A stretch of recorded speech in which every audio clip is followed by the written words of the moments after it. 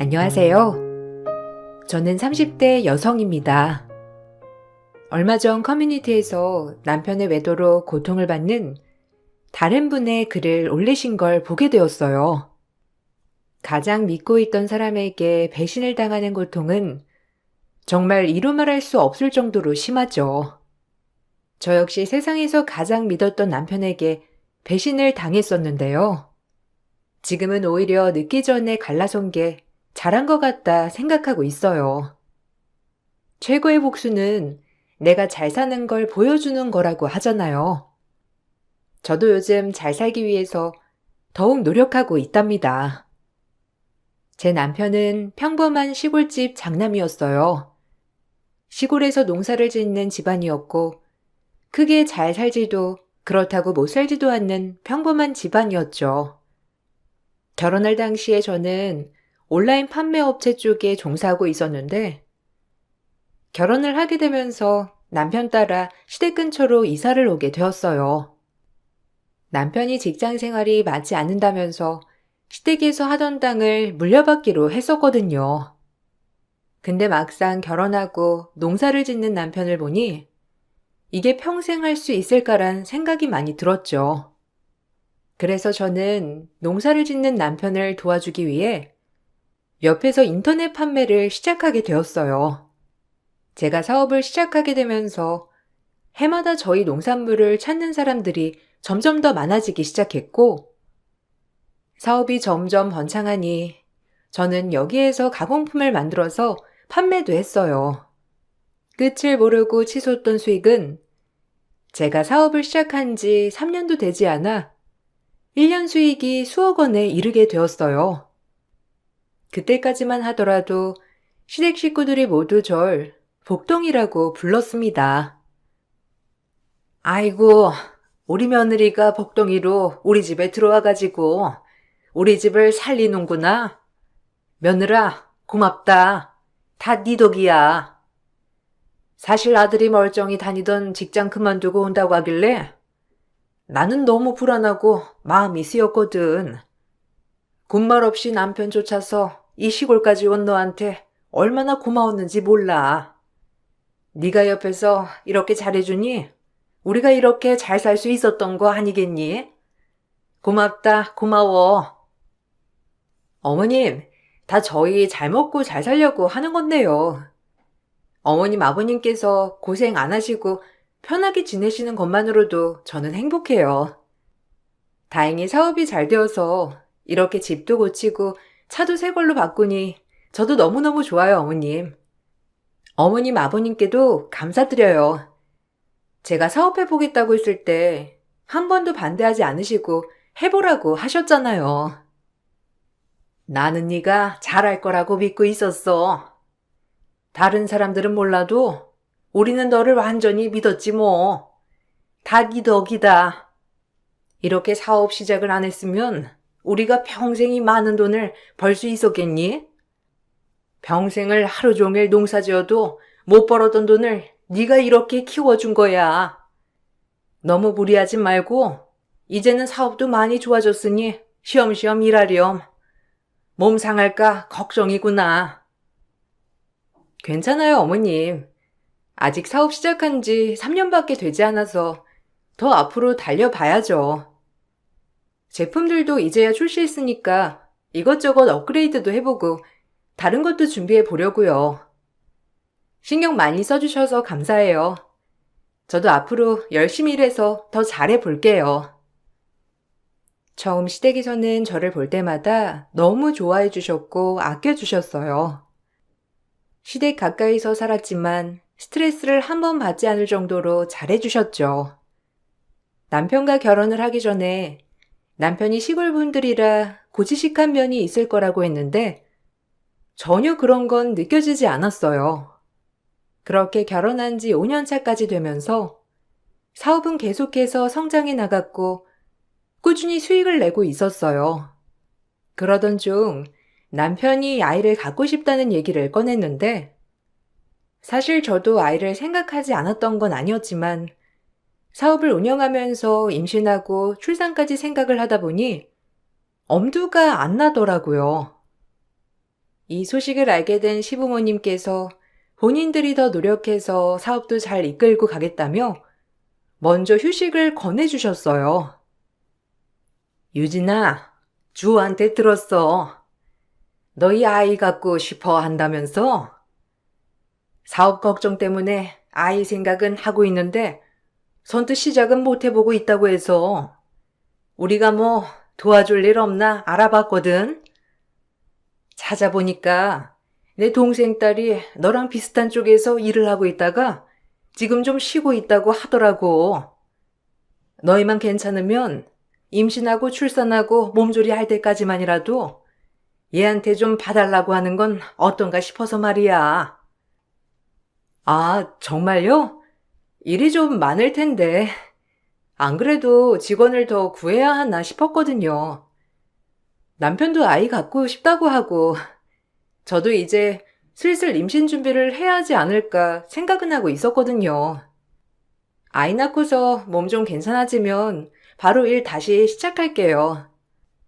어머님, 아버님께서 걱정하실까봐 남편도 고민하고 있었어요. 아유, 일도 중요하지만 너희 가정도 중요하잖니. 잘 살려고 이렇게 노력하는 거 우리가 다 알고 있어. 다른 사람보다 이모 딸이면 너희도 좀 마음이 놓이지 않겠니? 이 시골에 솔직히 와서 일할 사람 구하는 것도 쉽지 않고 지금 일도 그만둬서 쉬고 있다고 하니까 그냥 몇 년 경력 쌓고 괜찮으면 나중에 직원으로 쭉 일해도 괜찮다고 하니 니들만 괜찮으면 내일 당장이라도 오라고 할 수 있어. 저야 너무 감사하죠. 사실 그동안 직원 구하려고 해도 어렵더라고요. 임신하게 되면 적어도 출산하고 몸조리할 때까지는 누군가 일을 봐줘야 하니까 너무 감사해요, 어머님. 이렇게까지 신경 써 주신다니. 제가 잘 인수인계 해볼게요. 그렇게 시골까지 오게 된 남편의 사촌 덕분에 저는 걱정 없이 임신을 준비하게 되었어요. 그런데 이상하게 임신이 잘 안 되더라고요. 직원도 있겠다. 전보다 사업 스트레스는 줄어드는 것 같은데 아무리 시도를 해도 임신이 잘 안 됐죠. 처음에는 좀 더 노력하면 될 줄 알았는데 그런데도 임신이 안 되니 검사를 받아보게 되었고 저나 남편 모두 별 이상이 없다고 하더라고요. 그때쯤부터였는지 모르겠는데 남편 태도가 점점 이상해지기 시작했어요. 원래는 저보다 남편이 더 아이를 갖길 원했는데 시간이 지나면서 아이를 가질 노력조차 하지 않더라고요. 수상하다고 생각하던 찰나에 남편의 핸드폰에서 이상한 흔적을 보게 되었어요. 바로 남편의 동창이었던 여자가 남편에게 애정 가득한 이모티콘을 아침마다 보내고 있더라고요. 당신, 이거 뭐야? 당신 아무리 그래도 친구랑 이런 애정 어린 메시지를 보내는 건 좀 아니지 않아? 당신 진짜 수상해. 어떻게 나한테는 이런 안냐는 연락 한 번 없는데 꼬박꼬박 이 여자랑은 아침마다 연락했었네?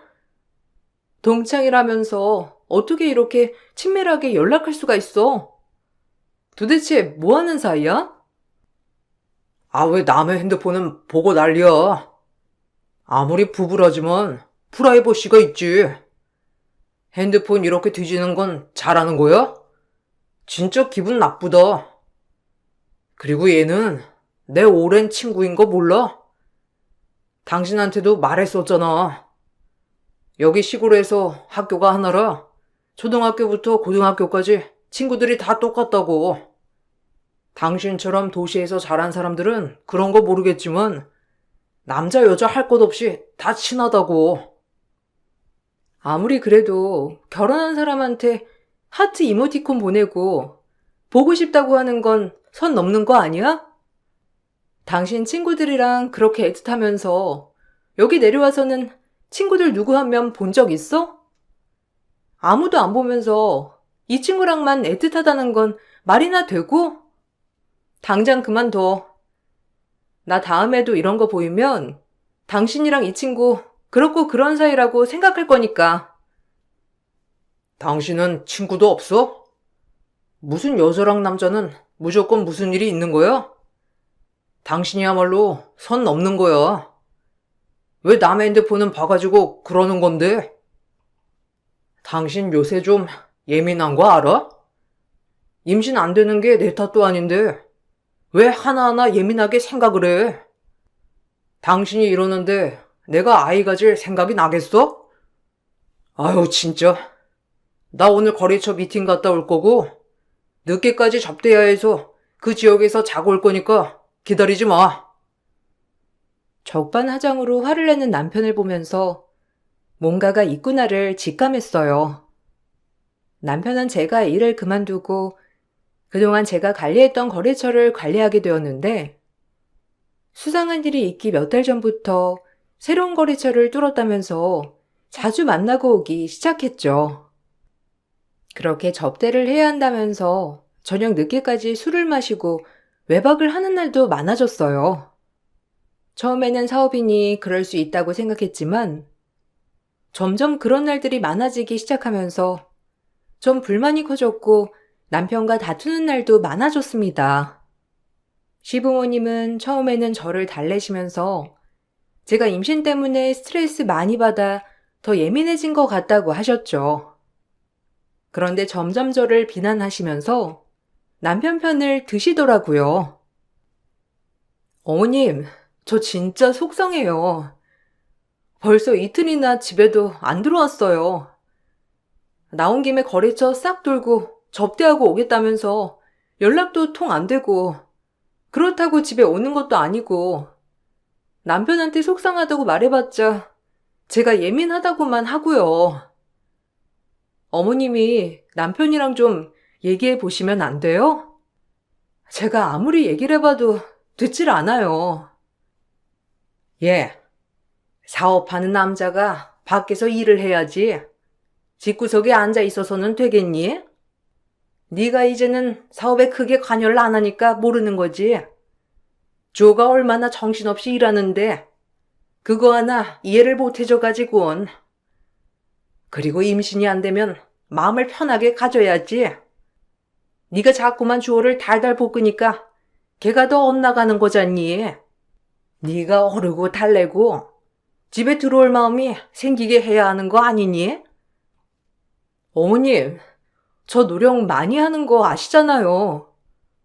제가 일 많이 하니까 집안일 신경 안 써서 서운하다고 하길래 일도 줄이고 집안일 제가 다 하고 집밥 먹고 싶다고 해서 아침, 점심, 저녁 삼시세끼 제 손으로 다 해먹이고 출장 갔다 온다고 했을 때도 간식이며 다 바리바리 써주고 저도 열심히 했는데 주호 씨는 그게 아닌 것 같아요. 그런 거는 원래 기본으로 하는 거야. 너는 일하는 것도 중요하지만 네가 주부라는 걸 잊어버리면 안 되는데 자꾸 그걸 잊어버리니까 아들이 그런 말 좀 하는 거 아니겠어? 여자는 원래 결혼하면 가정이 우선이고 남자는 결혼하면 책임감 때문에 더 일을 열심히 하게 되는 거지. 일도 해볼 만큼 해봤으면서 너는 왜 이렇게 남편을 못 잡아먹어서 안달이니? 그렇게 스트레스 주지 말고 편하게 바깥일 하게 해줘야 하는 거 아니야? 남편이 그렇게 일을 하면서 사업이 잘 됐으면 저도 별말은 안 하겠지만 제가 주 사업에서 손을 떼면서 남편은 사업을 본격적으로 맡아 하게 되었는데 제가 원래 거래하던 거래처에서 저에게 연락이 와 불만을 토로할 정도로 사업은 엉망진창이 되어가고 있었어요.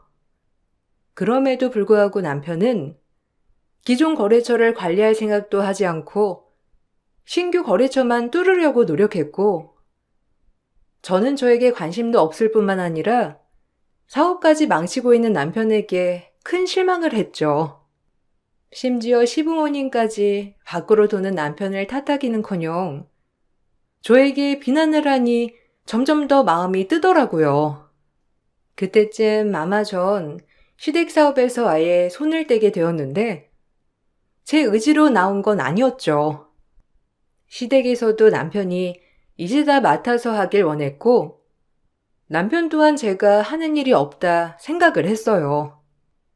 그런 곳에 제가 열정을 갖고 일을 하고 싶지 않아 그냥 그만두게 되었습니다. 그 뒤로 원래 다니던 회사에서 프로젝트를 맡아 하면서 프리랜서로 일을 했지만 시댁에서는 그때부터 절 놀고 먹는 며느리 취급을 했고 시모는 매일같이 집에 오셨어요. 아유, 이게 다 뭐야? 너는 집에서 그렇게 놀고 먹으면서 집안 정리를 이렇게 안 하니? 청소를 좀 하고 살아야 사람 사는 것 같지. 이게 뭐니? 남편이 이런 집안 꼴 보면서 집에나 오고 싶겠어? 점심은 해놓았어? 저번에도 말했지만 점심에 우리 집 와서 밥 해놓으라고 하니까 왜 안 해놓고 아직까지 여기서 이렇게 있어? 어머님, 말씀드렸잖아요. 저 지금 일하고 있다고. 제가 쉬는 게 아니라요. 지금 프리랜서로 일하고 있어요. 청소도 일 다 끝나고 할 수 있고 시댁 가서 밥은 못 한다고 저번부터 계속 말씀드렸잖아요. 요즘은 사무실 나가서 일하지 않고 집에서도 이렇게 재택으로 근무하면서 일할 수 있어요. 밖에 나가지 않는다고 집에서 놀고 먹는다고 생각하지 않으셨으면 좋겠어요.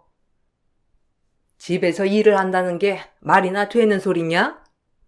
헛소리 하지 말고 당장 와서 밥이나 해. 네가 이러니까 아들이 집에 들어오고 싶은 마음이 생기겠니? 사업도 안 하겠다, 나 몰라라 하고. 아유, 내가 무슨 죄를 지었길래 며느리 뒤치다거리까지 해야 하고. 너 이렇게 할 거면 그냥 다시 회사 나와라. 와서 청소라도 하고 직원들 밥이라도 해. 몇 번을 말씀드려요. 저 일하고 있다고요. 언제는 저 하는 거 없다고 사업 남편한테 다 맡기라고 하시고서는 이제 와서 회사 출근하라니요. 집에서 일하는 거 보기 싫으시면 저 그냥 지금 하는 회사 다시 출근하러 갈게요. 집에서 일하는 걸 전혀 이해를 못하시고 매번 집구석에만 박혀 있다면서 저에게 막말을 퍼부으셨죠. 남편은 집에 와도 저와 대화 한마디를 하지 않았던 날이 많았어요. 연고도 없는 곳에 남편 하나만 믿고 와 사업까지 번창시켜줬는데 사람 취급도 제대로 못 받으니 서러움은 점점 더 커졌습니다. 그러던 중 남편에게 상간녀가 있다는 사실을 알게 되었어요. 바로 그 남편의 여동창이었죠. 저는 너무나 분노했고 남편에게 헤어지자고 말을 했어요. 당연히 이혼을 받아들일 것 같았던 남편은 제가 이혼을 선언하자 태도가 확 바뀌더라고요. 이혼해. 다른 건 몰라도 다른 여자랑 바람 피운 건 절대로 용서 못해. 당신 나한테 거짓말까지 해가면서 그 여자랑 이곳저곳 여행도 잘도 다녔더라? 언제까지 내가 모를 거라고 생각했어? 어차피 당신 차 블랙박스에 찍힌 거 다 내가 가지고 있으니까 잔말 말고 이혼해. 소송까지 하고 싶지도 않고 그냥 깔끔하게 헤어지자. 여보, 내가 정말 미안해. 미쳤었나 봐. 그냥 처음에는 거래처 가면서 심심하니까 걔도 지금 일을 안 하고 있어서 그냥 친구끼리 데리고 다니다 보니까 실수한 거야. 내가 정말 다신 안 그럴게. 한 번만 믿어줘. 내가 정말 잘못했어. 당신 대신에 사업 운영하려고 하니까 스트레스도 심하고 당신한테 도움 요청하기에는 자존심도 상하고 그래서 다 내 잘못이야. 헤어지자고만 하지 말아줘. 갑자기 왜 이러는 거야? 당신 나랑 헤어지는 거 원하고 있었던 거 아니야? 그래서 집에 와도 나 한 번 신경 안 쓰고 매번 밖으로만 돌았던 거잖아. 안 그런 척 연기하지 말고 이혼하자고. 나도 더 이상 사람 취급도 안 하는 남편이랑 살고 싶지 않으니까 이혼하자니까? 여보, 내가 미쳤었어. 정말 미안해. 유진아, 당신한테는 평생 내가 갚으면서 살게. 이혼만은 제발 하지 말자. 엄마, 아버지 아시면 진짜 큰일 나. 평생 이혼이란 건 죄라고 생각하시는 분들이신데, 우리 이혼한다고 하면 나 집에서도 쫓겨나고 지금 하는 사업도 못해. 제발 당신 하자는 대로 다 할게. 당장 정리하라고 하면 정리할 테니까 제발 이혼하자고만 하지 말아줘.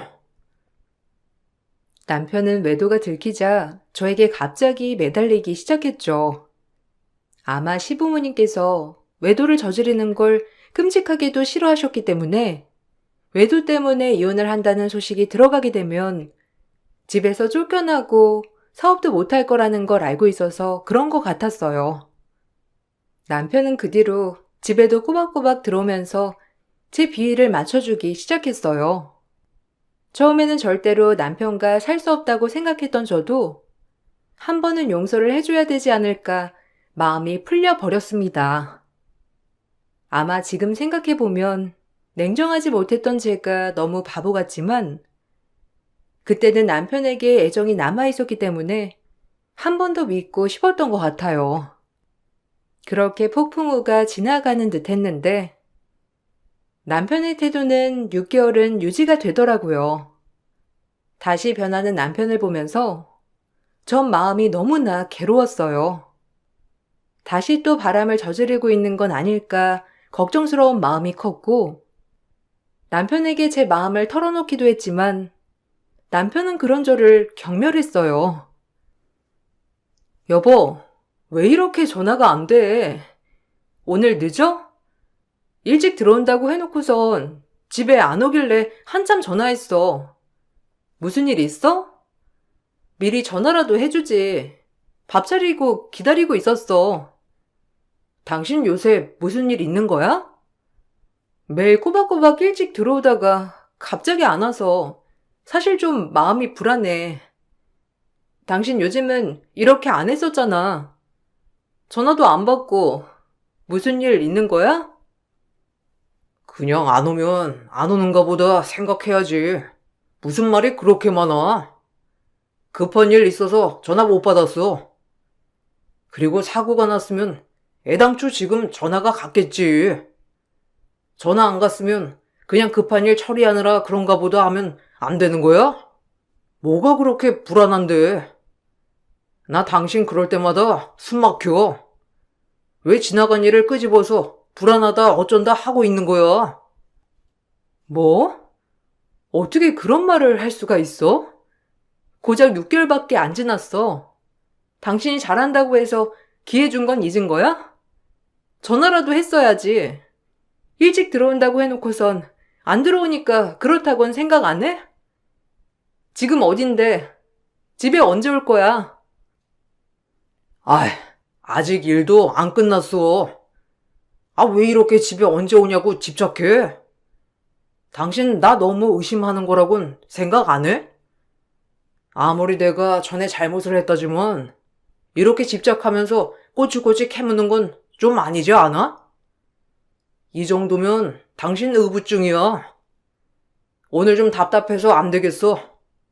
일 끝나고 친구들이랑 한잔하고 들어갈 테니까 먼저 자. 남편은 제가 의부증이라고 했고 부재 중 한 통화가 넘어가면 저에게 불같이 화를 내곤 했어요. 갑자기 왜 그런 걸까? 정말 제가 남편을 옥죄고 있는 걸까? 아무리 생각을 해봤지만 제가 생각하기에는 과도한 건 아니었어요. 그러다 남편이 왜 그런지 이유를 알게 되었는데 바로 남편은 상간녀를 정리하지 않았던 거였어요. 남편과의 관계를 고민하던 찰나에 상간녀는 저를 찾아왔고 만사계배로 절 찾아온 상간녀는 너무나 당당했어요. 저 알죠? 주호 친구. 주호가 당신이랑 이혼한다고 얘기를 했는데 와이프가 자기 발목 잡고 안놔준다면서 말하길래 제가 직접 찾아왔어요. 그런데 자존심도 없어요? 남편이 딴 여자 좋다고 하는데 아직까지 발목 잡고 있는 거 자존심도 안 상하나? 보아하니 노력해도 애도 안 생기는 것 같던데. 시부모님한테는 미안한 마음도 없나 봐요? 알아서 꺼져주지도 않고. 지금 나한테 그딴 말 짓거리는 이유가 뭐예요? 이렇게 당당하게 찾아올 입장은 아닌 거 몰라요? 하긴 입장 따질 수 있는 머리였으면 여기까지 이렇게 찾아올 수도 없었을 테고 가정 있는 남자, 애는 갖지 않았겠지만 남편이랑 헤어지고 말고는 당신이랑 얘기할 것도 아닌 것 같은데 왜 온 거죠? 너무 구질구질한 것 같아서 내가 끊어주려고 찾아왔어요. 주호가 워낙 마음이 여린 애라서 걔가 와이프한테는 제대로 말도 못 꺼낼 것 같아서요. 그래도 이렇게 남편 애까지 가진 여자 보면 그 구질구질한 사람도 떨어져 나갈 수 있지 않을까 해서 찾아왔는데 근데 날 보고도 놀라지 않는 거 보니 주호가 당신한테 정 떨어진 이유가 있는 것 같네. 아, 진짜 웃기지도 않아. 꼴에 아이 가졌다고 자기가 무슨 아내라도 된 줄 아네. 저기요, 정신 차리세요. 당신은 상간녀밖에 안 돼. 상간녀가 뭔 소린진 알아? 주제 넘지 말고 나대지 말고 꺼지라고. 너는 뭐 주제나 된다고 생각하니? 서류상 아내라고 해서 뭐라도 되는 줄 아나 본데? 네가 좋아하기 훨씬 전부터 내가 알았어. 주제의 인생 날로 먹으면 안 되지. 주원의 집안에는 네가 가당키나 하겠니? 봐봐. 하늘에서도 네가 깜냥도 안 되니까 나한테 애기 내려준 거잖아. 진짜 그렇게 생각해? 와, 아직 이 집안 실체를 전혀 모르는가 보네. 그래, 고맙다. 같이 갈 데가 있어. 그거 보고도 그렇게 자신만만하게 나한테 말할 수 있는지 어디 한번 보자고. 저는 상간녀를 데리고 시댁 사업장으로 찾아갔습니다. 그곳에서는 남편과 시모가 한 여자와 다정하게 얘기를 나누고 있더라고요. 상간녀는 그 여자를 보고서는 불이 나게 달려가 그 여자의 머리채를 잡아당기더라고요. 저는 그 모습을 보고선 코웃음이 날 수밖에 없었고 당황한 남편과 시모는 두 사람을 떼어내기 바빴죠. 와, 상간녀도 버리고 이렇게 붙다니 되게 신기하다. 살다 이런 꼴을 이렇게 보게 될 줄이야 상상도 못했어. 당신 진짜 대단해. 내가 이렇게나 대단한 집안에 시집왔는 줄 지금까지 전혀 몰랐네. 어디 한번 그 대단한 집 들어가 보려고 상간녀들끼리 잘 살아보시고. 내가 이 꼴 봤으니 헤어지는 건 당연하겠지? 아니, 여길 어떻게... 그리고 쟤는 왜 같이 온 거야? 너 아직 애 안 죽었어? 내가 애 지우라고 돈도 보내줬잖아. 몇 달 만에 나타나서 지금 그 배가 뭐야? 유진아, 이거 진짜 오해야. 여기는 새로 들어온 직원일 뿐이고 쟤는 내가 정리했는데 진짜 그러지 마. 헤어지는 걸 어떻게 그렇게 쉽게 말하니? 넌 여자를 그렇게 쉽게 만나서 좋겠다. 아니지. 엄마가 다리 놔주고 아들은 여자 만나러 다니고 아주 환상의 콤비네. 어처구니가 없어가지고. 이걸 보고서도 내가 너랑 살 거 같니? 짐승도 아니고 도대체 뭐 하는 짓이야? 아줌마, 당신은 아들 낳아놓고 딴 년이랑 붙어먹게 그렇게 다리를 놔줘요? 동네방네 소문난 건 아나 몰라? 지금 너 나보고 아줌마라고 했니? 얘가 보자 하니까 못하는 말이 없어. 네가 그러니까 내가 새며느리 보려고 그런 거야. 그게 뭐 어째서? 별 볼 일 없는 애 그나마 며느리라고 봐주니까 지금 우리가 웃음니? 우리 집 수입이 얼만데 그걸 그냥 놀고 먹는 애한테 줄 것 같아? 우리야말로 너 같은 애는 필요 없으니까 당장 우리 집에서 나가. 그렇게 말 안 하셔도 나갈 거고요. 그 수입 누가 만들어줬는지 벌써 까먹으셨어요? 사람이 은혜를 잊으면 어떻게 되는지 모르시나 봐요. 야, 네 엄마나 너나 정신머리나 챙겨. 꼴에 밖에서 별의별 짓을 다 하고 다녔네. 네 덕에 위자료는 두둑히 받겠다. 그렇지? 충격적이게도 시모와 남편은 한통속이었고, 남편은 시부모에게 외도 사실을 말하지 말라고 했지만, 사실 시모는 그걸 알고 있었고, 다 숨겨주고 있었어요. 시부만이 외도를 극도로 혐오했을 뿐이었지, 시모는 남편이 잘못한다고 생각조차 안 했던 거죠. 오히려 자기 집이 부자가 되니 여기에 제가 맞지 않다고 생각을 했던 모양이었어요. 동네에서 잘 산다는 사모들에게 본인 아들이 이혼할 것 같다며 잘난 집 새 신부감을 찾아달라고 뻔뻔하게 말하고 다녔더라고요. 그 덕에 원래 바람을 저질렀던 동창생 상간녀도 버림을 당했던 건데, 그 여자는 저 때문에 자신이 버림당했다 생각해 절 찾아왔던 거였어요. 남편이 다시 변하기 시작하면서 전 남편이 무슨 짓을 하고 다니는지 알아보게 되었고, 그렇게 시모와 남편의 행각을 알게 되었어요. 아마 남편은 그 부잣집 여자와 잘 됐다면 저와 어떻게든 헤어지고 그 여자랑 다시 결혼을 하려고 했겠죠. 그렇게 되면 시부에게도 미움받지 않고 재혼할 수 있으니 시모와 남편은 그렇게 머리를 쓴 것 같았어요. 전 모든 사실을 알고선 소송을 진행했습니다. 남편에게는 외도로 인한 이혼 청구를, 거기에 시모와 상간녀에게도 위자료 청구를 진행했어요. 부잣집 여자는 혼인빙자로 남편을 고소했는데 모든 사실이 밝혀지고 시부는 쓰러지셨고 집안은 풍비박살이 났습니다. 이혼 소송이 끝날 때쯤 남편은 한 번만 만나달라고 하더라고요. 여보, 아니, 유진아. 내가 진짜 잘못했어. 솔직히 이 시골에 누가 와서 살아주겠어. 그렇지? 당신이 모든 걸 다 포기하고 여기까지 왔는데, 거기다가 당신이 사업까지 시작하고 키워준 건데, 내가 그 은혜를 모르고 이런 집까지 버려서 너무너무 미안해. 내가 정말 미안해서 당신한테 사과하고 싶어. 평생 내가 당신 종노릇하면서 잘할게.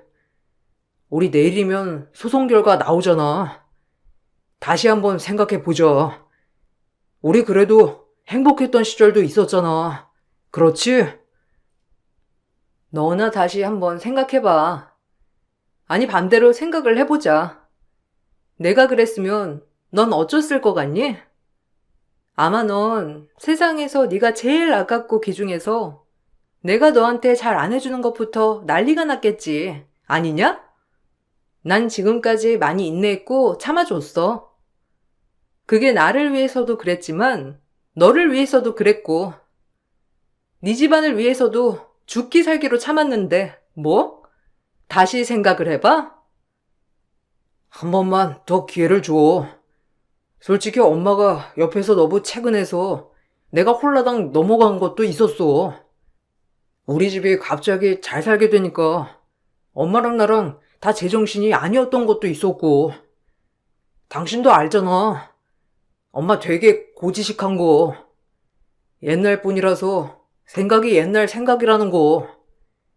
당신이 잘해온 것도 알지만 아마 일 안 하고 쉬고 있다고 생각해서 더 그러신 것도 있고. 어쨌든 내가 당신 우리 엄마 안 보고 싶다고 하면 평생 안 보게도 해줄게. 당신 하고 싶다는 일 있으면 다 군말 없이 하게 해줄 테니까 우리 다시 돌아가자. 와, 정신을 아직도 못 차렸네. 네 엄마 때문에 내가 헤어지는 거니? 야, 너 제발 정신 똑바로나 차려. 돈 좀 있다고 네가 무슨 만인의 연인인 줄 아나 본데? 너 완전 별 볼 일 없는 찐따거든? 사랑 하나로 너 나랑 결혼했던 거야. 그런데 네가 이따위로 뒤통수를 쳐놓고 다시 돌아가자는 게 말이 된다고 생각하니? 주제를 알아라, 제발. 남편은 자신이 애걸복걸 빌면 제가 또 기회를 줄 거라 생각을 했던 것 같아요. 황당한 남편의 생각에 전 더더욱 이 사람들과 연을 끊어야 되겠다 싶었고, 당연히 소송은 승소했습니다. 남편과 시모, 상간녀에게 위자료를 받고 이혼을 하게 되었어요. 재산 분할이 가장 쟁점이었지만 역시나 제가 키워왔던 보람이 있더라고요. 재산은 제가 좀 더 많이 분할을 받을 수 있었고 사업은 자연스럽게 정리가 되었어요. 좁은 시골 마을에서 이런 짓을 벌였다는 게 소문이 날 수밖에 없잖아요. 시댁은 다시 이전의 상태로 돌아갔고 임신했던 상간녀는 결국 시댁으로 들어갔다고 하더라고요. 아마 상간녀도 그 집이 대단히 부자라고 생각해 들어갔겠지만 막상 가보면 별거 없다는 걸 알았겠죠.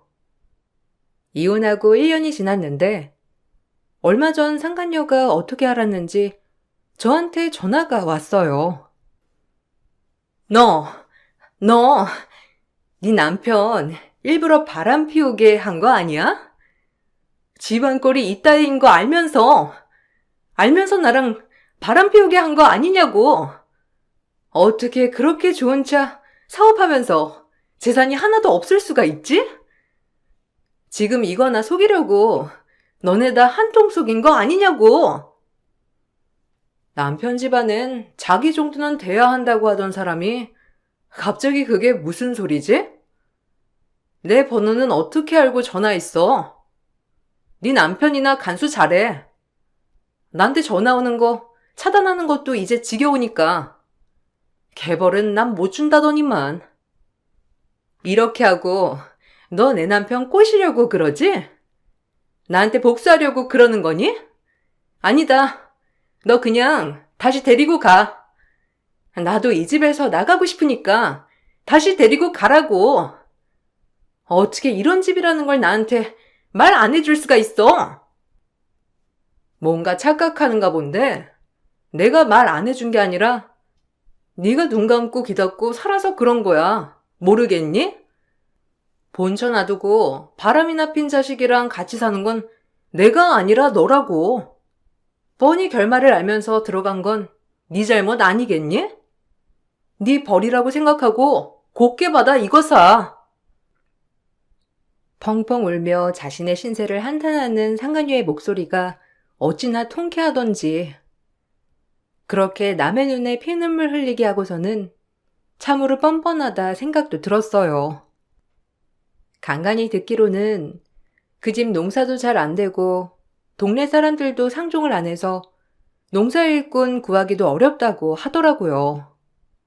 거기다가 시모는 그때 충격으로 쓰러진 시부 간병하느라 그 사이 폭삭 늙었다며 동네에서 친해졌던 지인이 말을 해줬어요. 부잣집이랑 사돈에서 팔자 한번 제대로 고쳐보려고 했던 시모와 남편 때문에 결국 시댁 집안은 더 이상 일어날 수 없을 것 같네요. 저는 다시 제가 원래 살던 지역으로 돌아왔어요. 간간히 프로젝트를 참여해서 일을 했던 덕분에 전 회사에 다시 취업할 수 있었고 지금은 너무나 편하고 행복하게 잘 지내고 있답니다. 제 사정을 잘 알고 있었던 좋은 사람도 만나게 되었네요. 그때를 생각하면 하루하루가 고통이었지만 지금 다시 생각해보면 그때 그렇게 끝냈던 게 다행이라 생각해요. 정에 못 이겨 다시 한번 봐줬더라면 아마 전 아직도 시댁에서 고통받으며 살고 있었겠죠. 제 기막힌 사연 들어주셔서 감사드리고 여러분들도 가정이 평안하시고 건강하시길 바랄게요. 몇 달 전 암선고를 받은 40대 주부입니다. 건강검진을 하다가 폐암을 발견하게 되었고 다행히 초기라 지금은 다시 일상으로 돌아가려고 노력하고 있어요. 암 진단 이후 제일 힘들었던 것은 몸이 아픈 것보다 사람들이었죠. 제 상태를 안타까워하고 슬퍼해주던 사람도 있었지만 오히려 이 상황을 이용하고 암에 걸린 절 더 미워하는 사람들도 있었어요. 마음속에 꾹꾹 담아두었던 얘기를 오늘 여러분들께 해보려고 합니다. 남편과는 나이 차이가 꽤 나는데요. 무려 10살 차이랍니다. 직장 상사로 처음 만나 연애를 시작하게 되었고 결혼까지 하게 됐어요. 남편에게는 2살 아래 남동생이 있는데 저와 결혼한다는 소식을 듣고선 얼마나 싫어했는지 상견례 자리에서 횡포를 부렸습니다. 사돈 어르신께서 계셔서 제가 실례인 줄은 알지만 너무너무 궁금해서 하나 여쭤봐도 되나요? 솔직히 말씀드리면 주관적으로 보나 객관적으로 보더라도 형수님보다는 저 형이 너무 아깝잖아요. 능력도 좋아. 거기다가 인물도 저 정도면 괜찮아. 뭐 하나 빠질 거 없는 사람이잖아요. 그래서 이 어린 나이에 시집 보내시는 건가 해가지고요. 저는 도저히 생각을 해봐도 어린 딸 시집 보낸다는 게 그거 말고는 상상이 안 돼서요. 아, 그런가요? 하긴 저도 우리 딸이 참 아까운 나이라고 생각은 하긴 했지만 결혼이라는 게 서로 마음이 제일 중요하니까요. 사돈 총각께서도 잘 아시겠지만 사람이라는 게 겉으로 보이는 게 다는 아니잖아요. 속이 알찬 사람이 정말 좋은 사람이고 저희가 봤을 때에는 서로 잘 맞고 아껴주니 지금 결혼을 해도 괜찮겠다 생각을 한 거예요. 아무리 그래도요. 우리 형 좋다고 따라다니는 여자들이 한 트럭은 더 될 텐데. 형이 갑자기 10살이나 어린 여자애 데리고 와서 결혼한다고 하길래 나는 또 형수님이 형 다리 붙잡을 꼬투리라도 잡았나 해가지고 여쭤본 거예요. 솔직히 말씀드리면 저는 이 결혼이 말도 안 된다고 생각을 하지만 뭐 제가 결혼하는 게 아니니까 사돈 어르신께서도 그렇게 생각하시지 않나요? 너 지금 뭐 하자는 거야? 그만 입 못 다물어? 장모님, 죄송합니다. 저희 동생이 나이만 많이 먹었지 아직 철이 없어서요. 정말 죄송합니다. 이 자리가 무슨 자리인데 그따위 말을 함부로 해? 얼른 장모님께 사과드려. 이런 말 하려고 여기까지 굳이 따라오겠다고 한 거야? 얼른 사과드리지 못해? 아이고, 죄송합니다, 사돈 어르신. 아시다시피 제가 형을 너무너무 좋아하고 존경해서요. 급이 맞는 사람이랑 만나면 좋겠지만 형은 너무 착해서 사람을 잘 볼 줄 모르거든요. 어쨌든 기분은 나쁘실 테니 제가 사과드릴게요. 죄송합니다. 상견례에서 시동생은 남편에게 끌려가듯이 나갔고 남편은 결혼식장에도 오지 못하게 했어요. 저희 집에서도 망나니 같은 시동생 때문에 결혼을 고민했지만 남편 하나만 믿고선 결혼을 허락해 주셨어요. 다행히 남편은 제 평생 든든한 기둥이 되어 주었죠. 시동생이 남편의 결혼을 기분 나빠하는 이유는 있었어요. 가난한 집안 장남이었던 남편은 능력이 없었던 시부모, 철없던 시동생을 대신해서 시댁을 책임지고 있었어요. 월급의 대부분을 시댁에 가져다 주었고 그걸로 다른 식구들이 먹고 살았죠. 특히나 시동생은 남편이 주는 용돈으로 제대로 된 직장도 다니지 않고서 탱자탱자 놀고 먹으며 살았고 그런 와중에 결혼을 하겠다고 하니 당연히 반대를 했던 거였어요. 남편이라고 해서 시동생을 가만히 둔 건 아니었는데 무시도 해보고 연락도 안 받아봤지만 그럴수록 시동생은 시부모님에게 매달렸고 그걸 바라보지 못한 남편은 시동생까지 감수하고 있었던 거죠. 남편 하나 보고 한 결혼은 생각보다 녹록지 않았어요. 어미야, 이번 주말에 동네에서 근교로 단풍 여행을 간다고 하는데 거기 가려면 참가비를 내야 한다더라. 올해 단풍은 아주 꽃같이 예쁘게도 폈다면서 다들 간다고 그러더라고. 사실 우리 형편에 여행은 꿈도 못 꿀 일이지만 그래도 다들 간다는데 어떻게 나만 빠지겠니? 그래서 말인데 장갑이랑 뭐 이것저것 살 용돈 좀 보내주면 안 되니? 어머님, 저번 주에 제가 용돈 보내드렸는데 그거 벌써 다 쓰신 거예요? 이번 달에는 어머님 여기저기 쓰실 게 많다고 하셔서 제가 좀 넉넉하게 보내드렸는데 제가 남편한테 한번 얘기해 볼게요. 저희도 이번 달에는 써야 될 곳이 좀 많아서요. 아니면 도련님한테 한번 말씀을 해보시는 건 어떠세요? 이번에 그래도 월급 많이 받는다면서 말하던데. 걔가 돈이 어디 있겠어? 그나저나 너희가 돈 쓸 일이 뭐가 있니? 애들이 큰 것도 아니고 식비가 많이 든 것도 아닐 텐데 고작 참가비도 못 내주니? 돈 관리는 누가 하고 있어? 전에 아들이 할 때는 부족하단 말 한 번도 안 하던데 어떻게 결혼하고 나서는 내내 부족하다니? 어머님, 결혼하고 드리는 용돈이 많이 올랐잖아요. 저희도 마음 같아서는 넉넉하게 드리고 싶죠. 그런데 상황이 그렇게 안 돼서요. 일단 여행 가시는 건 남편한테 한번 물어볼게요. 정 안 되면 도련님한테라도 제가 한번 말을 해볼게요. 아유, 됐다. 늙으면 나가 죽어야지. 집구석에 앉아서 돈만 쓸 궁리하는 노인네가 뭐 그렇지. 됐다. 얘 신경 쓰지 말거라. 남들 다 가는 국내 여행 해외도 아니고 국내로 가는 여행도 못 가는데 뭐 내 처지에 무슨 여행이니? 됐으니까 신경 쓰지 말아라. 결혼 후에도 시부모는 여전히 남편의 돈을 맡겨놓은 것 마냥 찾으셨고 시간이 지나면서 점점 더 많은 돈을 요구하셨어요. 남편은 중간에서 중재를 하려고 부단히 노력했지만 시부모의 억지를 모두 막을 순 없었죠. 불행 중 다행인지 시동생은 저희가 결혼을 한 이후부터 직장에 다니기 시작했고 생각보다 열심히 직장을 다니더라고요.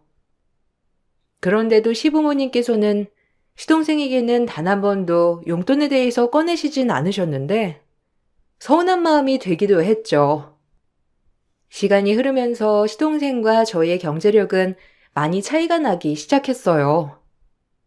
당연히 시댁에 들어가는 돈이 많았던 저희는 10년이 지나고서도 이것저것 전세로 이사 다니며 살았지만 시동생은 번듯하게 자기 집을 마련하더라고요.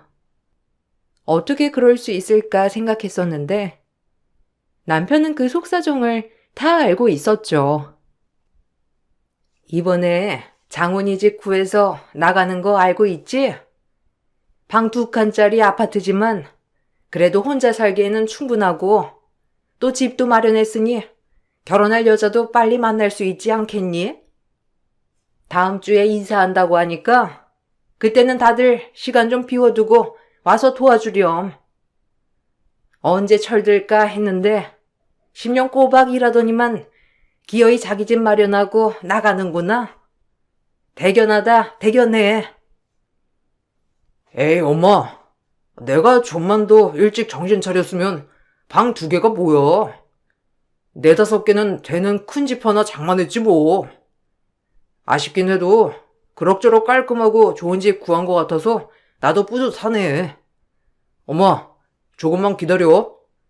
내가 꼭 성공해가지고 엄마랑 아빠도 좋은 집에서 살 수 있게 해줄 테니까. 그래. 아이고, 우리 막내 장하다 장해. 어릴 때는 네 형이 그렇게 똑똑해서 잘 될 줄 알았더니만 에휴, 내가 10년 동안 쟤네 이사 다니는 거 보면서 어찌나 속이 상하던지. 그나마 우리 집 막내가 이렇게 잘 풀리니 얼마나 다행인지 모르겠어. 이제 결혼만 하면 엄마 소원이 없어. 우리 아들이랑 잘 맞는 부잣집 여식 데리고 오면 얼마나 좋니? 상훈이 너희들도 앞으로는 돈 좀 아껴서 모아가지고 집 장만 좀 하렴. 둘이서 일하고 있는데 어째 10년 동안 집 하나를 마련을 못하니? 엄마, 진짜 내가 이런 말까지 안 하려고 했는데 정말 저희가 불쌍하고 안쓰러우셨다면 용돈을 받으시지 않으셨어야죠. 아니, 적어도 장훈이 저 자식 생활비는 저희가 주는 용돈에서 내치지 마셨어야죠. 제가 왜 집을 살 수 있었는지 모르세요? 진짜 모르셔가지고 저한테 이렇게 말씀하시는 거예요? 진짜 너무들 하시네요. 뼈 빠지게 20대부터 지금까지 대대로 쉰 적이 없이 일했어요. 저뿐만 아니라 죄 없는 와이프까지 시댁 뒤치다꺼리하게 만든 거 미안해 죽겠는데 지금 뭐가 어쩌고 저쩌요? 아니, 얘가 갑자기 왜 이래? 고작 돈 몇 푼 준 거 가지고 지금 너 생색내는 거니? 내가 널 20년 동안 애지중지 고이 키워줬으면 너도 키움값을 해야지. 너야말로 너무한 거 아니니? 네 공부시킨다고 우리가 막내를 제대로 못 돌봐줘서 이제라도 챙겨주려고 한 거야. 왜? 동생이 집을 장만했으면 자랑스럽게 생각을 해야지. 형이 돼서는 쪼잔하게 식구들 앞에서 화나 내고 이게 형으로 할 짓이니? 그동안 시동생 생활비도 저희가 드리는 용돈에서 나가고 있었고, 당연히 시동생은 본인이 버는 월급을 고스란히 모을 수 있었던 거였어요.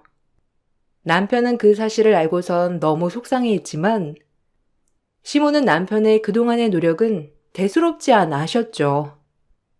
오히려 남편을 나무라셨고, 남편은 더 이상 시댁에 지원해주고 싶지 않다고 선언을 했죠. 뒤늦게 집으로 부랴부랴 찾아온 시모의 말은 가관이었어요. 아무리 그래도 그렇지. 갑자기 용돈을 끊는다는 게 말이나 되니? 상훈이 아빠나 나나 밖에서 일도 안 하고 있는 처진데 그렇게 해버리면 우리는 뭐 먹고 살라고 하는 거야? 네가 상훈이한테 좀 잘 얘기해봐. 나도 순간적으로 좀 속상해서 한 말이지. 그렇게까지 기분 나빠할 줄은 몰랐어. 그냥 장훈이가 오래간만에 기특한 일을 했잖니. 어머님, 제가 말한다고 뭐가 달라지겠어요? 솔직히 지금까지 남편이 노력한 건 맞잖아요. 저도 속상한데 남편은 더 속상하죠. 시동생 생활비까지 저희가 드린 용돈으로 해결했다고 하시니까 저도 얼마나 속상했는지. 어머님, 저도 남편이랑 생각은 똑같아요. 저한테 남편 구슬려보라고 하지 마시고 어머님께서 남편한테 가셔서 사과도 하시고 잘 얘기해 보세요. 솔직히 말해서 내가 뭘 그렇게 잘못했다고 그러니? 용돈은 주면 끝 아니야? 나한테 줬으면 내가 어떻게 쓰든지 그건 내 마음이지. 장훈이가 아직 사회생활을 길게 한 것도 아니고 너희야 결혼해서 서로 의지하면서 산다지만 장훈이는 혼자잖아. 벌써 40대인데 언제 결혼하고 자식 보겠어. 내가 장훈이가 아픈 손가락이라서 그래. 어머님 마음은 알겠지만 저라고 어쩔 수 있는 건 아니에요. 어머님이 남편 만나서 얘기를 해보시던지 제가 할 수 있는 일은 없을 것 같아요. 저도 남편이 하자는 대로 따를 거고요. 남편은 그동안 자신이 해왔던 것들을 모두 부정당하는 것 같다며 속상해했고, 거기에 저에게 부담을 줬다는 죄책감에 미안해했죠. 한동안 시댁과는 거의 연을 끊다시피 했던 상황은 시부께서 갑작스러운 병환으로 돌아가시게 되면서 다시 소통하게 되었어요. 시부가 돌아가시고 시모는 기력이 많이 떨어지셨고 전처럼 막무가내인 상황들은 줄어들게 되었어요. 남편도 그때 이후로 열심히 일을 했고 지사장으로 발령이나 경제적으로도 많이 풀리게 되었죠. 모든 게 수월하게 풀릴 것만 같았는데 조용했던 시동생이 사고를 치기 시작했죠. 어느 날 갑자기 시모가 연락이 와 알게 되었어요. 얘, 어쩌면 좋니? 장훈이가 사기를 당해가지고 집을 다 날려먹었단다. 오늘 갑자기 집으로 와서 이제 여기서 산다고 그러는데 어떻게 된 건지 물어봐도 말도 안 해주고 어쩌니? 그 집을 진짜 날려야 되는 거니? 혹시 상훈이가 너한테 뭐라고 하지 않았어? 네? 갑자기 집으로 들어온다고요? 사기요? 아니, 그런 소리는 못 들었는데. 얼마 전에 남편이 도련님 보러 간다고는 했었거든요.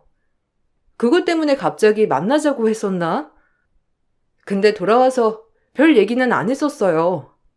도련님이 그렇게 말해요? 자기 사기당했다고? 남편이 알았으면 얘기를 안 할 리는 없을 것 같은데. 제가 한번 물어볼게요. 그래, 좀 물어봐라.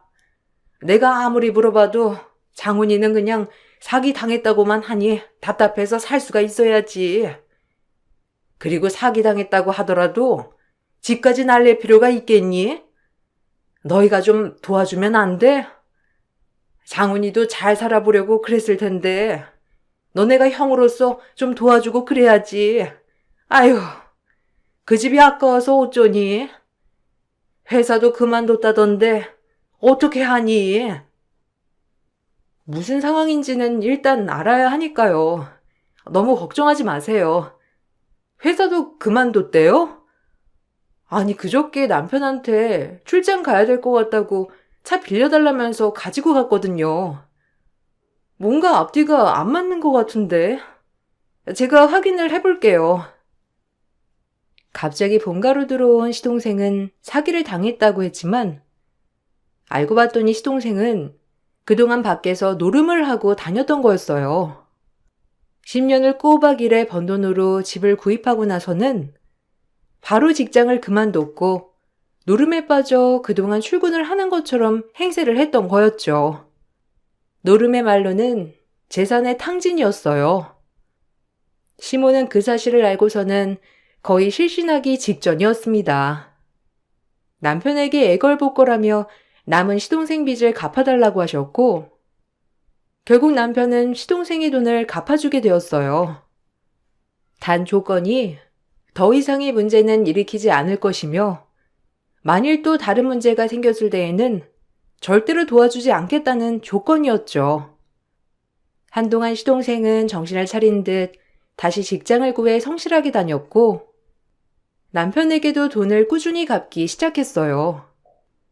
그런데 재벌은 남주지 못하는지 돈만 생기면 노름은 아니지만 뜬구름 잡겠다며 얼토당토하지 않은 투자를 하겠다 나섰죠. 형, 내가 이번에 진짜 대박 사업 아이템 하나 알아왔거든? 한번 들어볼래? 이게 소자본으로도 시작할 수 있는 아이템인데 내가 이런 거 진짜 잘하거든. 형이 조금만 도와주면 나 완전 열심히 할 수 있는데 한 번만 도와주면 안 돼? 솔직히 나이 들어 직장에서 막내하는 것도 꼴사납고 그냥 내 사업하면서 돈 버는 게 낫지 않을까? 헛소리 하지 말고 열심히 일이나 해. 그 나이에 말단 직원으로 들어가게 된 이유도 좀 생각을 해보고 네가 정신 차려서 살았으면 그 꼴사 나온 상황이 생기기나 했겠냐? 사업이고 뭐고 뭐 저지를 생각하지 말고 네가 저지른 거 수습할 생각이나 해. 도련님, 저도 그거 들어봤는데 그거 수익도 별로 안 나고 거의 피라미드식으로 운영하는 거라서 별로 안 좋대요.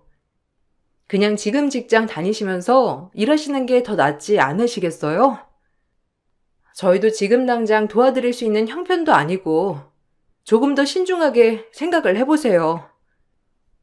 형수는 내가 뭐라든 안 입고 마음에 안 드는 건 아니고요. 아니, 형한테 물어보는데 형수가 무슨 상관이에요? 어차피 형이 형수보다 훨씬 돈 더 많이 버는구먼. 동생 도와줄 수도 있는 거지. 혹시 형수, 형이 버는 돈 다 관리하는 거 아니죠?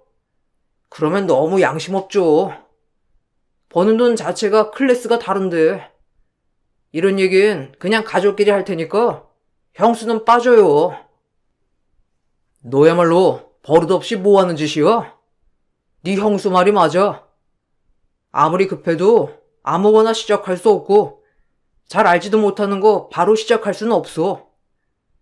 아무리 너보다 어리다고 해도 형수는 형수야. 그렇게 버릇없이 말하지 마라. 에이, 형. 내가 형수보다 8살은 더 많아.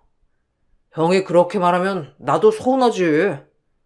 어쨌든 형도 생각해봐.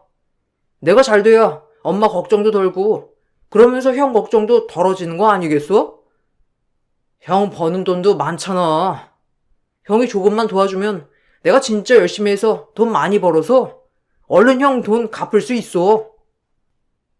시동생은 끝까지 정신을 차리지 않고 한탕 크게 돈을 벌려고만 했어요. 뭐 하나 꾸준하게 노력하는 거 없이 노름이든 투자든 한 번에 많은 돈을 벌려고 하니 자꾸만 사기를 당하곤 했죠. 정신 못 차리는 시동생이 답답했지만 혼자서 아등바등 해결해 보려고 고군분투하는 남편이 너무 안쓰러웠어요. 철없는 시동생은 40대까지 혼자였고 여자를 만나봐도 오래 사귀지 못하더라고요. 무엇보다 철없고 아나무인이니 만나줄 여자도 없을 거라 생각했어요. 그러던 중 시동생이 40대 후반이 되어 동서를 만나게 되었고 시모는 시동생이 누군가 만나고 있다는 사실만으로도 너무 좋아하셨어요. 동서는 시동생과 동갑이었고 시동생 회사에 가끔 오는 아르바이트생이었다고 하더라고요. 서로 좋은 관계로 연애를 한다고는 들었는데 얼마 안 가서 바로 결혼을 한다며 말을 하더라고요. 어떤 여자일까 궁금했는데 처음 인사를 하러 오던 날 끼리끼리가 이런 말이구나를 알게 되었어요. 안녕하세요. 아, 그 어리다는 형수님이시구나. 반가워요.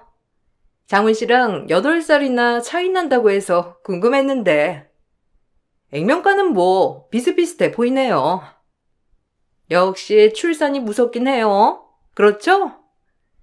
나는 얼굴 보고 형께서 다른 사람이랑 재혼이라도 했나 했잖아요. 어머어머, 형님은 좀 관리를 하시긴 해야겠다. 남들이 보면 저나 형님이나 같은 나이인 줄 알겠어요. 아, 아닌가? 내가 좀 더 젊어 보이나? 아, 그렇지. 자기가 훨씬 더 어려 보인다니까. 내가 걱정하지 말라고 했잖아. 형수, 여기 내 와이프 될 사람. 서로 친하게 지내요. 엄마한테는 이미 소개를 해줬는데 그래도 형수한테도 소개를 해줘야 하지 않을까 싶어서. 아무리 형수라고 해도 한국은 아직까지 나이가 우선이잖아요. 그러니까 우리 와이프도 잘 존대해 주시고. 에이, 자기야. 그런 소리 하지 마. 괜히 또 시집살이 시키면 어쩌려고. 나 그런 거 힘들어하는 거 알잖아. 형님, 친하게 지내요. 저보다 어리지만 이 집에는 10년 넘게 며느리로 사셨잖아요. 저보다 더 잘 아실 테니 전 형님만 믿고 있을게요. 동서는 동네에서 마사지 샵을 운영하고 있었고 듣기로는 그럭저럭 손님들이 있는 샵이라고 하더라고요. 처음엔 저도 동서와 잘 지내보려고 했지만 저에 대해서 못마땅하게 생각을 하더라고요. 특히나 제가 하는 일에 대해서 무시하기 일쑤였는데 가족들이 다 모인 자리에서 동서는 제 일에 대해서 비아냥댔고 시동생도 거기에 동조를 했어요. 형님, 그렇게 내내 바빠가지고 얼마나 벌어요? 나는 너무 궁금해서 그래. 아니 나야 예약 있을 때만 가서 잠깐 일하고 수십만 원 받지만 형님은 아침 일찍 나가서 저녁에 들어오면서 고작 10만 원? 그 정도밖에 못 벌잖아요. 그렇게 부지런하면 뭐해요? 한 달에 버는 돈이 별로 없는데. 그렇게 일하면서 비교하면 좀 허무할 데 없어요? 여보, 형수는 저런 게 좋은 거라고 생각해. 아무리 말해도 듣지를 않는다니까. 그리고 코딱지만큼 벌면서도 살 수 있는 이유가 뭐겠어? 바로 능력 있는 우리 형 만나서 그런 거지. 생각해봐. 조카들 어릴 때는 잠깐 쉬고 바로 어린이집 보내서 거기서 다 키워주고 돈은 그만큼 벌면서 누리는 건 몇 배는 더 되고 이러니까 대우해주지. 얼마나 좋아? 그런가?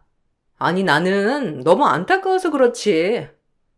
내 동생보다도 어린데 고작 10만 원 벌자고 아침부터 나가서 고생하고 있는 걸 보니까 짠하고 그래서. 형님, 아니면 내 가게 와서 청소라도 할래요? 내가 샵 청소하는 게 힘들어가지고 다른 업체 부르고 있는데 형님 버는 것보단 훨씬 많이 쳐줄 수 있어요. 괜찮아요. 저 지금 하는 일도 좋아하고 마음에 들어서 꾸준히 하는 거예요. 지금까지 일한 게 아깝기도 하고요. 남편이랑 버는 거 비교하면 한참 적기는 하죠. 그렇지만 제 또래랑 비교해보면 그렇게 낮은 편은 아니라서 괜찮아요. 어머, 형님 기분 나쁘셨어요?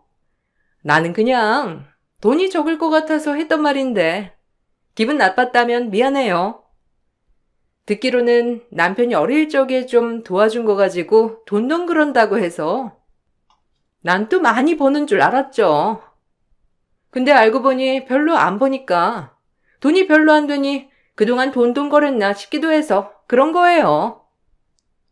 시동생 부부는 저와 만날 때마다 무시하곤 했어요. 저 역시 시동생 부부가 뭐라고 하건 상관하지 않으려고 했지만 매번 만날 때마다 그러니 불편해졌죠. 그러던 어느 날 회사 건강검진을 하게 되었는데 문제가 생기게 되었어요.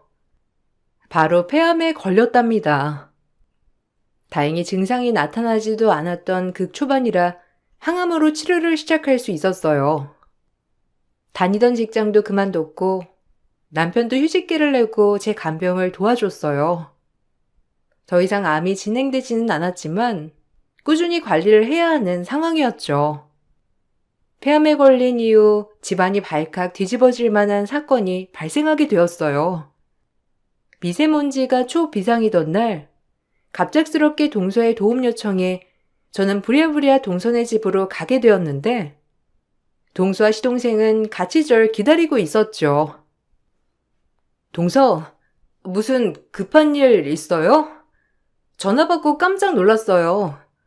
생전 부탁한다고 전화 안 했었는데 갑자기 연락 오길래 무슨 일 있어요? 제가 도와줄 수 있는 일이면 제가 도와줄게요. 아, 형님. 이렇게 급하게 오실 필요는 없는데. 아니, 제가 오늘 저녁에 엄청 중요한 약속이 있거든요. 거기 갈 때 쓰려고 차 세차를 맡기려고 했는데 오늘 문이 닫아버렸네. 형님 어차피 운동도 해야 되고 집에 계시니까 형님이 세차 좀 해주면 안 돼요? 네? 세차요? 동서, 지금 세차해달라고 말하려고 저한테 전화한 거였어요? 미안한데 오늘 미세먼지 수치도 최악이고 밖에서 세차는 못 도와줘요. 저 항암하는 거 알죠? 호흡기 관리해야 해서 도와줄 수 없겠네요. 에이, 형님. 이 정도 날씨는 괜찮아요. 저도 이럴 때 골프 라운딩도 가고 그러는데 별탈 없었어요. 형님 너무 자기 몸 아끼신다. 어차피 암도 완전 극초반이라면서요. 그러면 괜찮은 거 아닌가? 형님, 놀고 먹느니 푼돈이나 버세요. 여기 10만 원이요. 원래 가격보다 더 많이 드리는 건 알죠? 깨끗이 안쪽까지 잘 닦아줘요. 황당한 표정으로 동서를 바라보고 있었던 그때 어디선가 나타난 남편은 시동생의 뺨을 사정없이 날려버렸죠. 저와 동서는 깜짝 놀랐고 시동생은 당황한 표정으로 남편을 쳐다보았어요. 남편 눈에는 살기가 보일 정도로 극도로 화가 난 상태였습니다. 이 자식이 올해 결혼한다고 축하해줬더니만 역시나 기념 밥 말아먹은 여자를 데리고 왔어. 지금 아픈 사람 두고 뭐 하는 짓이야? 아픈 사람한테 급하다며 오라가라 하는 것도 어이없어 죽겠는데 뭐? 세차를 해? 니들이 제정신이야? 형, 진정해. 그게 아니라 그냥 겸사겸사 형수도 집에서 쉬고 있고 우리가 저녁에 나가봐야 하는데 세차장이 문도 닫았다고 해서 형수랑 형 다 쉬고 있으니까 돈 날 구멍도 없을 거 아니야. 그래서 그냥 도와주려고 한 거지. 형수도 미안해하고 있다며. 자기 때문에 형 일도 못하고 간병하고 있다면서. 도움을 이딴 식으로 준다고? 니들 눈에는 이게 도움이라고 보냐? 도대체 어떤 생각을 갖고 살고 있으면 아픈 사람한테 이렇게 돼? 그래, 니들 그렇게 돈돈 하면서 우리 걱정까지 해주니까 이제는 도저히 안 되겠다. 내 푼돈 1억 갚을래?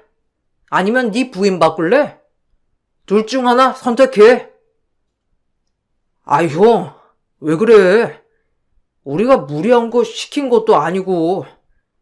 그리고 10만 원에 세차해달라고 하는 거면 우리도 후하게 쳐준 건데 너무 감정적인 거 아니야? 형수, 그리고 그렇게 심하게 아픈 것도 아니잖아.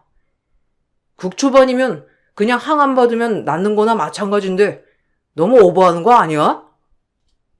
그래, 그 오버하는 거 한번 내가 제대로 보여줄게. 당장 1억 내 통장으로 안 보내면 니들 그 잘난 사업장 압류 들어갈 거니까 알아서 해. 그거 싫으면 당장 네 와이프 치워. 남편은 시동생이 결혼을 한다고 하니 비로소 동생을 잡아줄 사람이 있겠다고 좋아했지만 동서가 저에게 하는 말을 듣고서는 단박에 시동생과 마찬가지인 여자구나 알았다고 하더라고요.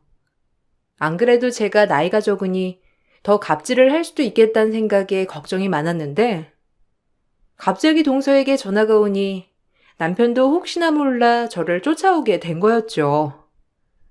더욱이 황당했던 건 시모의 태도였습니다. 역시나 시모의 아픈 손가락은 시동생이었어요. 시동생에게 말을 들었는지 그날 바로 집으로 쫓아온 시모는 어처구니 없는 말들을 내뱉었고 남편은 그걸 끝으로 그동안 참았던 울분을 모두 털었습니다. 아무리 그래도 그렇지. 동생한테 줬던 돈을 그렇게 뺏으면 되겠니? 너는 나이 든 동생이 평생 혼자서 늙었으면 좋겠다고 생각한 거야?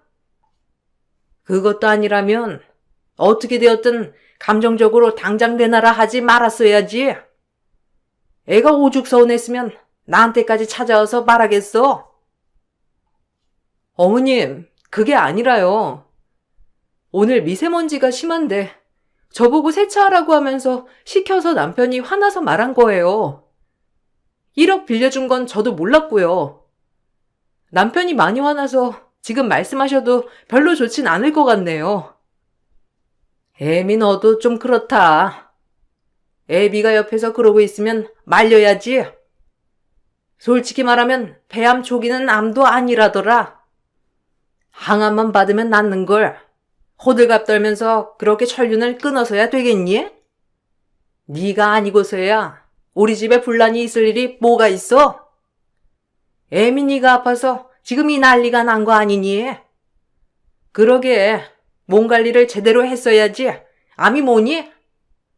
우리 집에서 제일 젊은 애가 에휴. 도대체 무슨 생각으로 평생 사신 거예요? 와이프 아프다고 몇 번이나 말해야 알아들으실 건데요. 폐암 초기면 암이 아니라고요? 그럼 엄마 아프셔도 저 그 앞에서 죽을 병 아니니 괜찮다고 해도 되겠어요? 평생 우리 집에 희생하고 산 사람이에요. 주변 보면 와이프만큼 하는 사람도 없다고요. 도대체 엄마는 저를 얼마나 창피하게 만드실 작정이세요? 그렇게 애지중지한 아들 어디 한번 끼고 살아보세요. 앞으로 당신 아들은 한 명밖에 없으니 그렇게 아시고요. 더 이상 이 집에도 찾아오시지 마세요. 그 와중에도 모든 분란이 제 탓이라는 시모에게 남편은 크게 소리를 질렀고 연을 끊겠다 선언했죠. 사태가 벌어지고 나서 전 자세한 내막을 알게 되었어요. 알고 봤더니 남편은 동서 가게 1억을 빌려줬더라고요. 이미 시동생과 결혼을 할 때 갖은 채무로 압류 위기에 있었던 샵이었는데 동서와 시동생이 빌고 빌어 빌려줬던 돈이었죠. 채무를 정리하고 시동생 부부가 살 작은 전셋집을 마련하는 데에도 보탰다고 하더라고요. 그때 작성한 차용증으로 남편은 동서에게 압류 소송을 진행했습니다. 당연히 이 일로 동서와 시동생은 크게 다투게 되었고 서로 상대방 탓을 하다가 결국 이혼까지 가게 되었어요. 동서는 샵이 망해 접어야 했고 이혼하면서 다른 지역으로 떠났다고 하더라고요. 시동생은 본가에 들어갔지만 여전히 정신 차리지 못하고 일용직으로 근근히 살고 있다네요. 지금도 시모모형이 집을 노리고 있다는데 참 사람은 변하지 않는다는 걸 알게 되었어요. 시모 역시 남편이 주는 용돈이 끊기고 난 후에는 먹고 살기 위해 고물을 주우러 다니고 있다고 하더라고요. 시동생은 자기 생활할 돈만 벌어두고는 생활비도 주지 않는다며 한탄하는 메시지를 보고선 어찌나 어이가 없던지 그동안 남편이 노력한 게 너무 아깝고 남편이 안타까웠어요. 그렇게 끈질겼던 남편의 짐들은 모두 내려놓고 저희는 이사를 가게 되었어요. 남편도 직장을 정리했고 공기 좋은 곳에서 요양하고 있네요.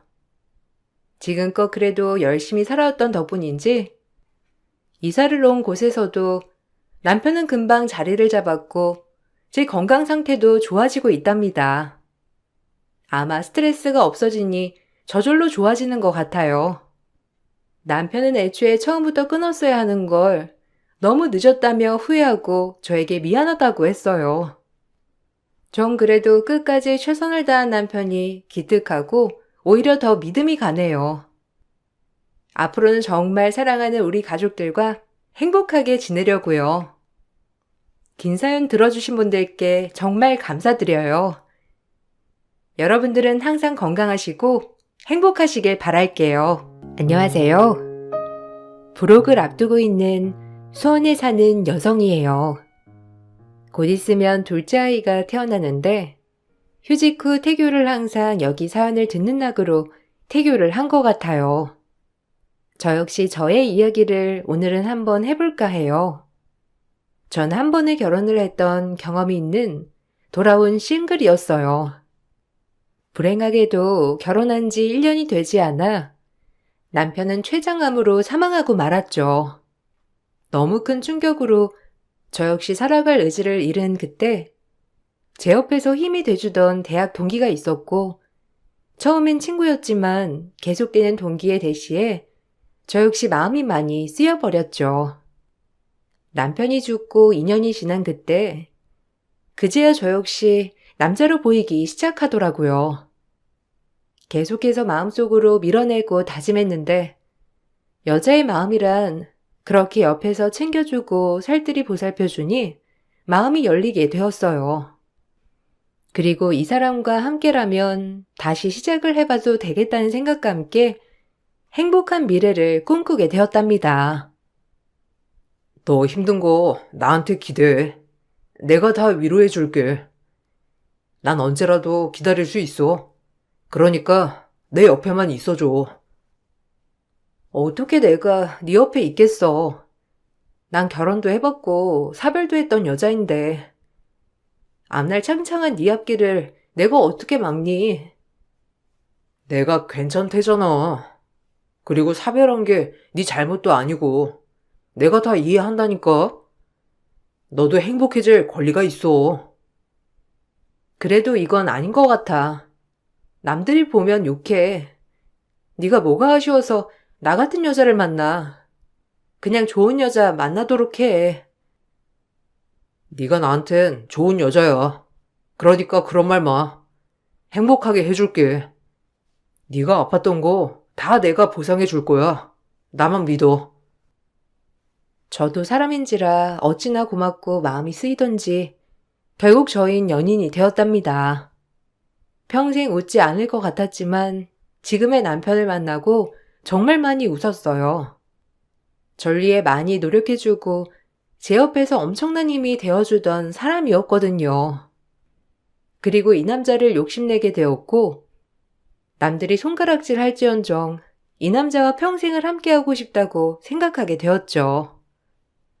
하지만 현실의 벽이 너무나 컸기 때문에 계속해서 외면했고 저 같은 여자를 받아줄 시부모님이 없다고 생각했어요. 저 역시 반대의 입장이 되어보면 너무나도 그 마음을 알 것 같았기에 시부모님을 이해하고 또 이해하는 순간이었어요. 결혼하자. 평생 그냥 널 웃게 해주고 싶어. 당신은 몸만 오면 돼. 결혼 준비는 내가 다 알아서 할게. 알았지? 내가 염치가 있지. 어떻게 당신이랑 결혼을 해? 당신 부모님이 얼마나 반대할 거야. 절대 못해. 미안해. 그럼 헤어지자. 헤어지자고? 헤어지잔 말이 쉽니? 난 단순히 지금이 좋아서 결혼하자고 하는 거 아니야. 진짜 너랑 미래를 그려봤는데 너무 행복할 것 같아. 꼭 행복하게 해줄게. 아니, 행복하게 해줄 자신 있어. 날 믿어줘. 그냥 나만 믿고 따라오면 돼. 알겠지? 허락받을 자신 있어? 솔직히 난 자신 없어. 나 같은 며느리 누가 좋아하겠어? 난 나 자신을 정말 잘 알거든. 남편의 계속되는 설득에 마음이 많이 기울어졌고 저 역시 이 남자를 놓치지 말아야겠다고 생각했어요. 사실 행복해지고 싶었고 첫 번째 남편과 사별을 하고 우울했던 제 인생, 지금의 남편을 만나 많이 웃었거든요. 그래서 감히 남편과의 미래를 약속하게 되었죠. 하지만 저희의 결혼은 당연히 쉽지 않았고 남편네 집안의 거센 반대가 이어졌습니다. 과부라고 하니 시어머니는 결사코 반대를 하면서 남편을 뜯어말리기 시작했어요. 그때가 남편도 한창일 때고 정말 반듯하게 잘 컸었던 사람이었기 때문에 시어머니는 정말 마른 하늘에 날벼락 같은 소식에 그만 주저앉고 두 팔 벌려 말리기 시작했던 거예요. 정신 나간 거 아니야? 네가 뭐가 모자라서 과부랑 결혼을 한다는 거야. 너 사람 팔자 무시 못하는 거 몰라? 쟤 만나서 너까지 잘못되면 어쩌려고 그래. 엄마 눈에 흙이 들어가도 이 결혼 절대 안 돼. 내가 널 어떻게 키웠는데 저런 과부랑. 엄마, 그런 편견 거두세요. 얼마나 좋은 사람인데요. 솔직히 사별이 저 사람 잘못은 아니잖아요. 제가 아는 엄마는 현명하고 좋으신 분이니까 편견 거두시고 사람 대 사람으로만 봐주세요. 진짜 내가 너무 사랑하는 사람이라 그래요. 아니, 절대 안 돼. 안 되는 건 안 되는 거야. 길 가는 사람 자꾸 물어봐라. 앞날 창창한 총각이 사별한 가부한테 장가간다는 게 말이 되는 소리인가? 내가 너무하다고 생각 마. 이건 정말 마음 좋은 사람이 들어도 반대할 일이니까 안 되는 줄 알아. 좋은 대학에 좋은 직업, 네가 뭐가 아쉬워서 그러니? 엄마는 진짜 이해가 안 가서 그래. 지금은 힘들더라도 엄마 말 들어. 엄마가 안 만나보셔서 그래요. 만나보면 생각이 완전히 바뀔 거예요. 요즘 이런 여자 없어 진짜로. 제발 날 믿어줘요. 그리고 좋은 직업, 좋은 학벌이 무슨 소용이야. 내가 행복하지 않다는데. 그 여자가 있어야만 제 인생 행복해서 그래요. 아, 너 그게 엄마 앞에서 할 소리야? 내가 널 어떻게 키웠는데 행복하지 않다는 말이 나와? 정말 속상하다. 생각보다 거센 반대에 부딪힌 남편과 전 어찌할 도리가 없었고 저 역시 시부모님 마음을 모르는 게 아니었기 때문에 남편에게 헤어짐을 통보하였지만 남편은 절대 안 된다며 길길이 날뛰었죠. 참 고마운 사람이라고 생각했습니다. 오히려 주변에서 반대를 많이 하니 저희 사이는 더욱더 끈끈해져 갔어요. 저희 친정에서도 남편에게 참 고마워했지만 친정엄마 또한 시부모님 마음을 모르는 것이 아니었기 때문에 그쪽 집에 정말 많이도 죄송해하던 시기였습니다. 얘 다 죽어가는 거 자네가 살렸어. 정말 고마워. 그래도 어머님 아버님이 반대 많이 하시지? 이유야 내가 모르는 것도 아니고 당연히 반대하시겠지. 누가 좋다고 하겠어. 다 이해해. 자네가 가운데서 정말 힘들다는 거 내가 잘 알아. 아니에요. 진영이 제가 진짜 지켜주고 싶고, 사실 대학 시절부터 제가 진짜 좋아했거든요. 결혼하고 한동안 잘 사는가 싶었는데, 소식을 듣고 그날 결심했어요. 제가 지켜주기로. 그러니까 너무 고마워 마세요. 저희 부모님 처음에만 반대하시지, 나중엔 제 선택 믿어주실 거예요. 죄송합니다. 기한 따님 이렇게 저희 부모님에게 좋은 소리 듣지 못하게 해서요. 당신이 왜 미안해? 내가 더 미안하지. 그런 말 하지 마.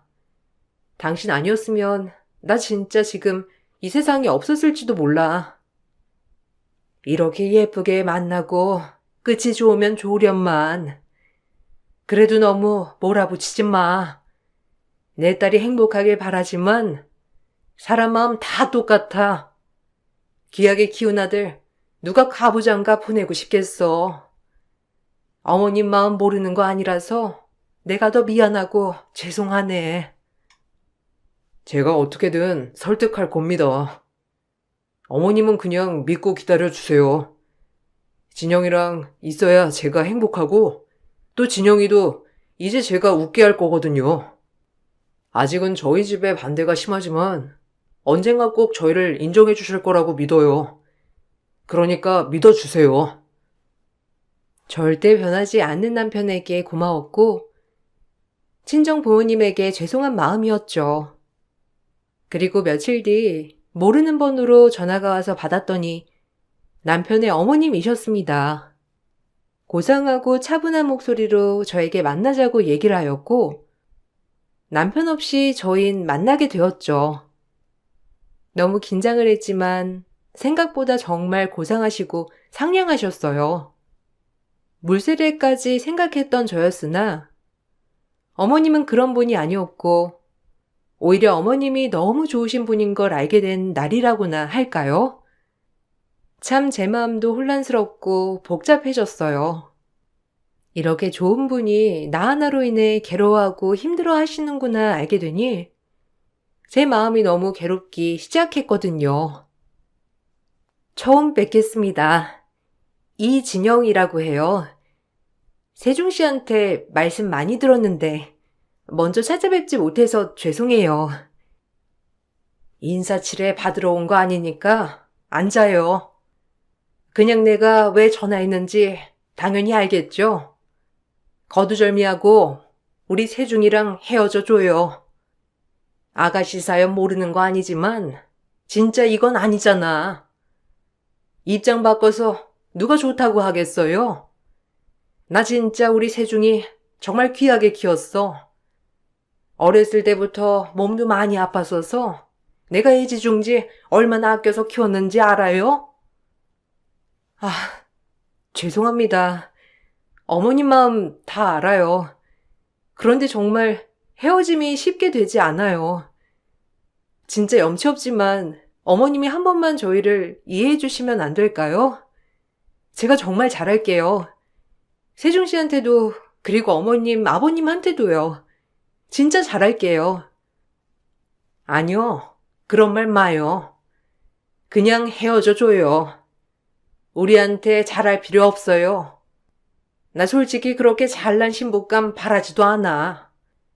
그냥 우리 세중이가 좋다고 하면 만사 오케이였는데 한 번 결혼도 해봤고 게다가 사별까지.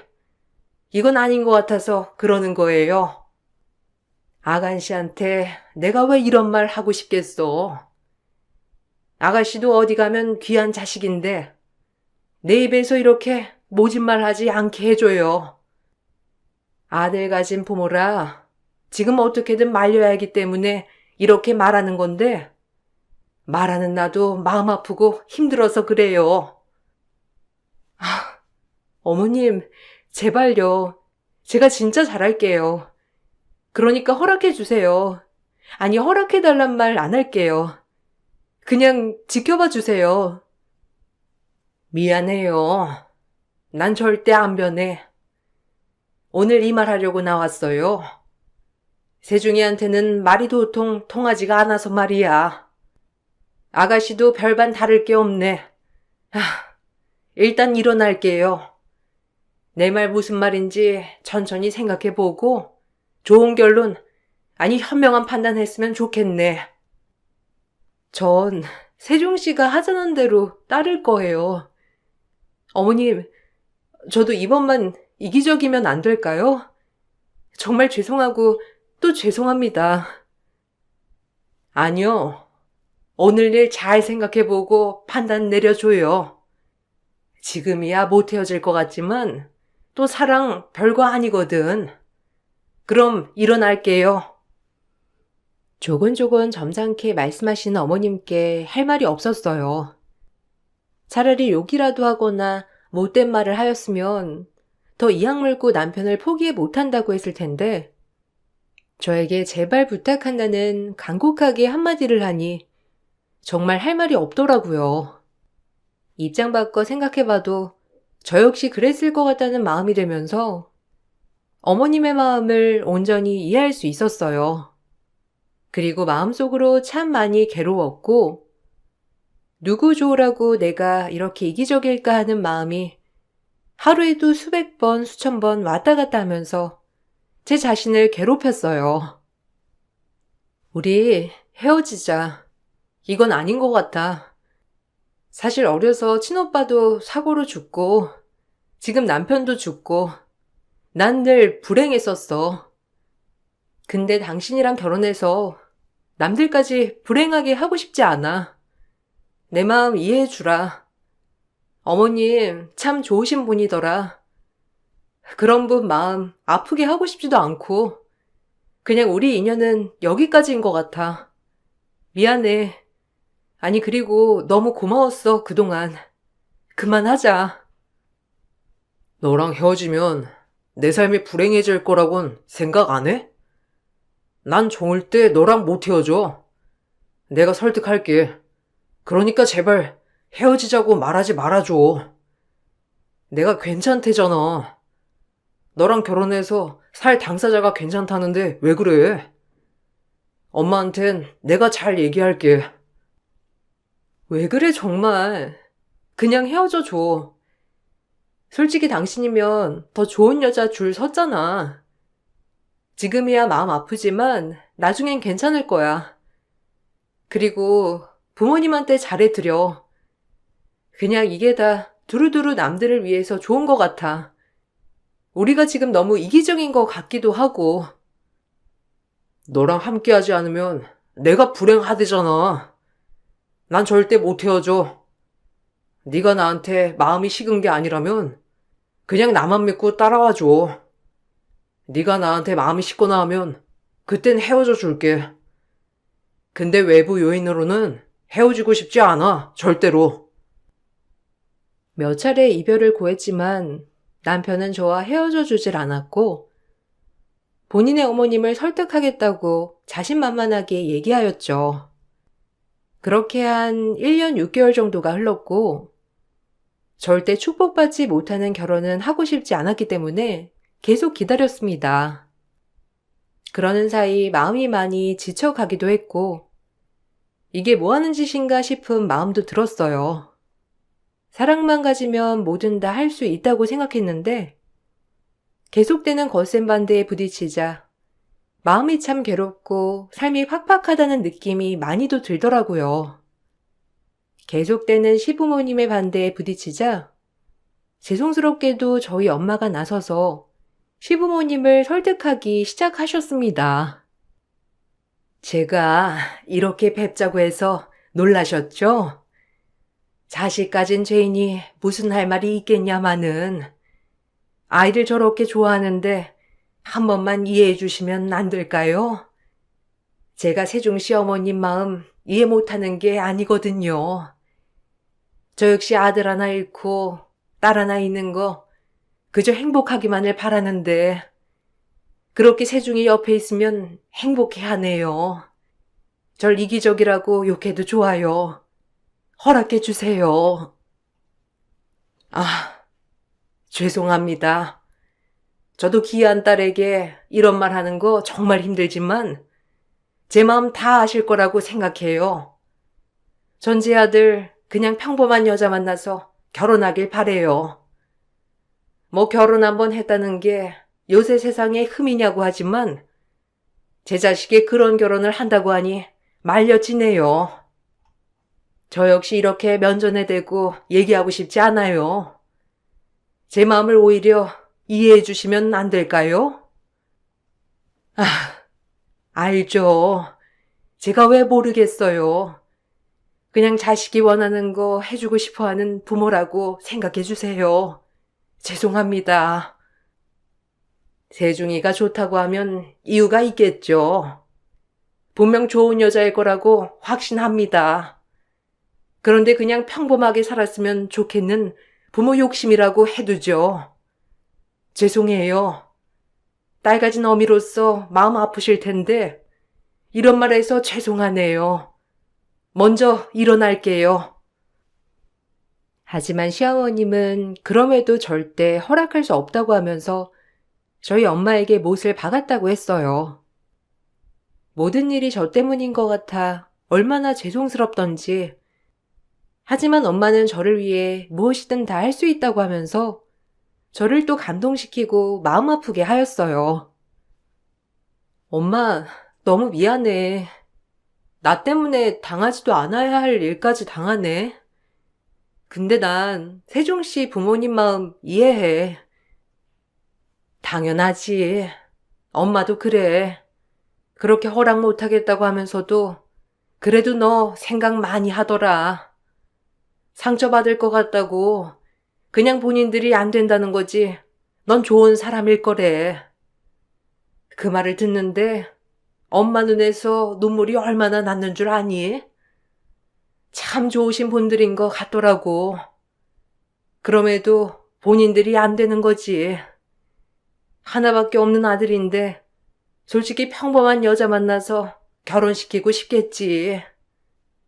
내 마음 헤아리면서 거절하시는데 오히려 내가 미안하더라고.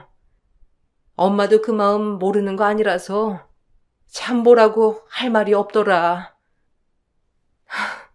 나도 어찌해야 할지 모르겠어. 모두를 위해서면 내가 끝내는 게 맞는 건데 끝이 안 나죠, 정말. 미안해, 엄마. 결과가 정해져 있지만 참 어쩔 줄을 모르겠더라고요. 죄송스러운 마음이 정말 컸지만 쉽게 끊을 수 없는 연결고리 같았어요. 그리고 반대를 하면 할수록 남편과 저는 더욱더 사랑이 불타올랐고 저 역시 이런 적이 처음이었기에 당황스러웠어요.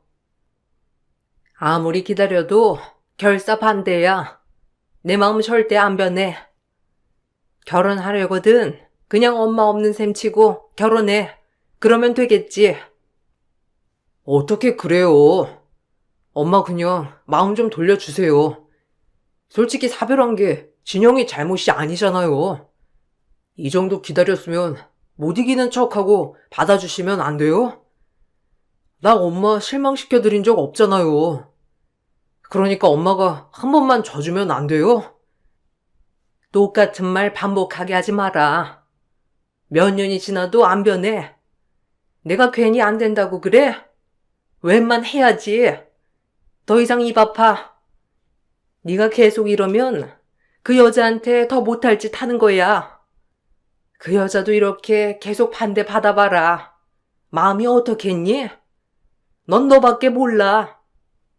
때로는 모두를 위해 후퇴하는 법도 알아야지. 됐어. 어쨌든 안 변하니까 그리 알아. 더 이상 이 문제 거론하지 말거라. 끝까지 반대하는 시부모님 앞에서 저희는 막다른 골목에 다다른 느낌이었습니다. 그리고 남편이 어느 날 결단을 내렸다는 듯이 얘기를 하더라고요. 전 그 이야기를 듣고 남편을 뜯어 말렸지만 역부족이었고, 기다리다 지친 남편은 이렇게 말을 했어요. 우리끼리라도 하자, 결혼. 반쪽짜리 결혼이지만 이건 내 인생이고 난 너 없으면 절대 안 될 것 같고 그래. 너한테 꼭 축복받는 결혼식 올려주고 싶었는데 어쩔 수 없잖아. 엄마가 이렇게 강경한 분이 아니신데 절대 바뀔 것 같지 않아서 그래. 그래도 이건 아닌 것 같은데. 부모님 마음에 대못 박는 거 아니야? 어머님이 얼마나 속상하시겠어. 조금만 더 기다려보자. 내가 더 잘 알잖아, 우리 부모님. 이렇게 살다 보면 언젠가 인정해 주실 거야. 나만 믿어. 난 이제 못 기다리겠어. 너랑 빨리 결혼해서 하루라도 안정된 삶을 살고 싶어. 그러면 엄마 아빠도 이제 우리를 반겨주시고 인정해 주실 거야. 하나밖에 없는 아들이 이렇게 등지면 어머님 마음이 어떠시겠어. 우리 이 문제는 더 생각해보고 결정하도록 하자. 남편은 시부모님이 없는 반쪽짜리 결혼을 하자고 하였어요. 외동아들의 하나밖에 없는 자식이 반쪽짜리 결혼을 한다는 것을 알게 되면 그 집 부모님들이 정말 충격을 받을 것 같아 결혼식은 제가 긋고 뜯어 말렸답니다. 이건 예의가 아닌 것 같았거든요. 나 믿고 따라와 주기로 했잖아. 그냥 나만 믿어. 나도 한계고 엄마한테 그냥 잘 사는 모습 보여드리고 싶어서 그래. 결혼식은 그럼 나중에 정말 축복받을 수 있을 때 하자. 그래도 이건 아닌 것 같아. 어머님이 아시면 쓰러지시겠어. 결국 제가 남편을 설득하여 결혼식은 나중에 하기로 하였고, 저희는 혼인신고를 먼저 하게 되었어요. 그리고 조촐한 언약식과 함께 꼭 부모님들의 축복 속에 결혼을 하자고 하였죠. 그리고 혼인신고를 하였다고 남편이 시어머니에게 말하는 순간, 시어머니는 처음으로 남편의 뺨을 내려치게 되었고, 그날로 졸도하게 되었답니다. 정말 죄송스러운 날이었고, 지금 생각해도 아찔해요. 통보하러 왔니? 뭐하러 와서 통보를 해? 이제 절연하자. 부모 취급해주지도 않는데 뭐하러 얘기를 해? 나도 이제 자식 하나 없는 셈 칠 테니까 너도 부모 없다고 생각하고 살아. 그렇게 사랑한다고 하니 내가 뭘 말리겠어? 그럼 잘 살아라. 엄마, 제발요. 결혼식은 꼭 엄마 허락이 떨어지면 할 거예요. 그러니까 그냥 이해해 주시고 받아들여 주세요. 이게 통보지 부탁이야? 고얀 것. 내 그동안 아무 말 안 했더니만 아주 하는 꼴이 부모 알기를 개똥으로 알잖아. 죄송해요, 아빠, 엄마. 잘 사는 거 보여드릴 거고 제 선택이 옳았다는 거 꼭 증명할게요. 그러니까 너무 노여워 마세요. 됐고, 당장 나가. 너 같은 아들 필요 없으니 이제 너 알아서 살아. 그리고 다신 찾아오지 마라. 나쁜 것 같으니라고. 시어머니가 그 말을 남기고 졸도를 하자 시아버님 또한 화를 내며 남편을 내쫓았고 남편과 전 집에서 전전긍긍 어떻게 해야 할지 모르는 채 기다리고만 있었어요. 저 하나 때문에 이런 일이 벌어진 것만 같아 죄책감에 시달리는 하루하루였죠. 어떡해. 다 나 때문이야. 어머님 쓰러지신 거. 정말 어쩌지? 아, 혼인신고를 하는 게 아니었어. 그냥 기다렸어야 했는데. 아니야, 내 잘못이지. 내가 밀어붙인 거잖아. 엄마 그래도 옆에 아빠가 계시니까 괜찮을 거야. 일단 기다려 봐야지. 기다리면 괜찮아지실 것 같던 시어머님이었지만 그게 아니었어요. 다급한 시아버지가 남편에게 전화를 하였고 그 이야기를 듣자마자 어머님네로 뛰어가게 되었답니다. 고작 제가 할 수 있는 일이 그것밖에 없다고 생각했기 때문이었어요. 그리고 이제는 정면 승부다라고 생각했고 뺨을 내려치면 맞고 욕을 하시면 들을 각오로 시댁에 방문하기로 마음을 먹었어요. 니네 엄마 쓰러졌어. 너 그러고 집 나가고 3일 동안 물 한 모금 안 마셨다. 니네 엄마 살리려거든. 당장 와. 당장. 엄마가요? 아, 당장 이 사람이랑 갈게요. 아빠도 어떻게든 엄마 좀 설득해서 우리라도 드시게 하세요. 제발. 내 말을 듣니? 지금 니네 엄마 너 쓰러지기 일보 직전이니까 당장 와야 할 거야. 니처럼 같이 꼭 와라. 이 모습을 봐야지. 시댁의 반대에 남편이 혼인신고를 강행하자 3일간 물 한 모금 안 마신 시어머니였어요. 정말 아찔하고 슬픈 생각이 들었죠. 이러다 사람 한 명 잡겠다 싶은 마음이 들면서 정말 마음이 철컥 내려앉았고 시댁에 가는 길 내내 눈물이 줄줄 흘렀답니다. 어머님 저러다 돌아가시겠어. 다 나 때문이야. 역시 난 불행을 몰고 다니는 사람이야. 나만 아니었어도. 그런 말 하지 마. 얼른 가보자. 지금 가서 엄마한테 죄송하다고 사죄드리고 용서 구하자.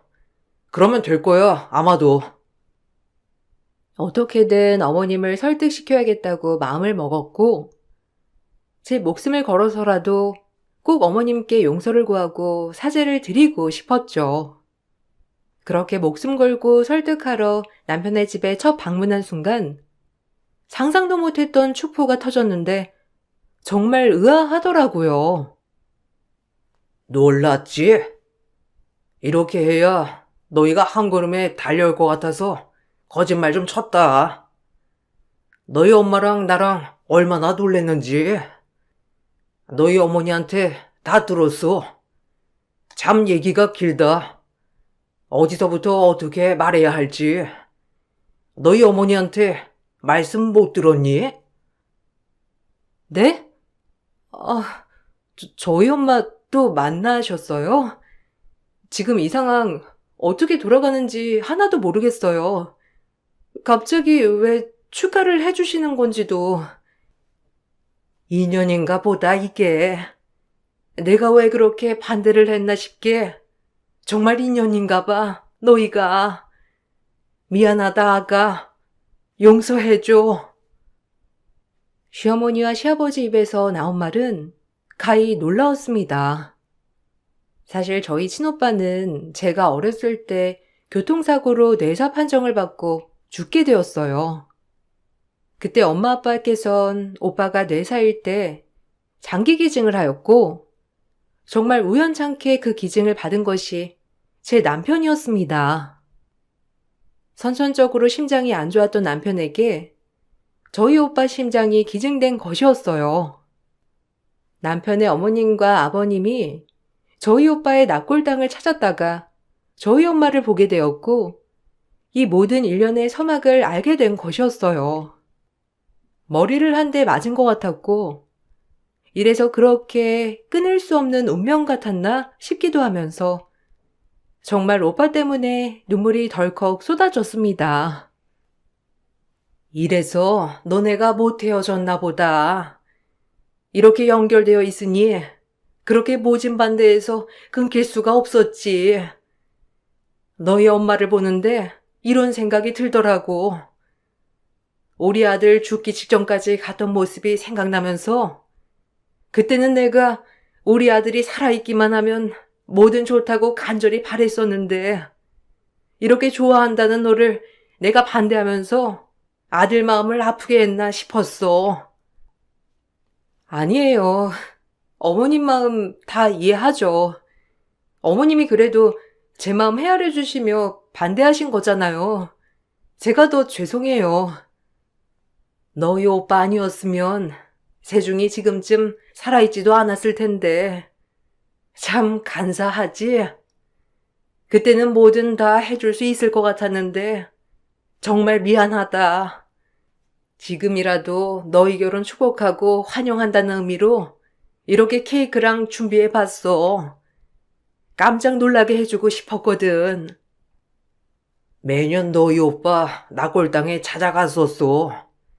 이렇게 살아있게 해줘서 고맙다고. 정말 고맙다. 아니 무슨 말을 해야 할지. 아, 진짜 놀랍네요. 제가 기증을 받았다는 건 알고 있었지만 진영이 오빠였다니. 오빠가 사고로 죽은 건 알고 있었는데 진영아, 다시 한번 고맙다. 아니 오빠한테 정말 고마워.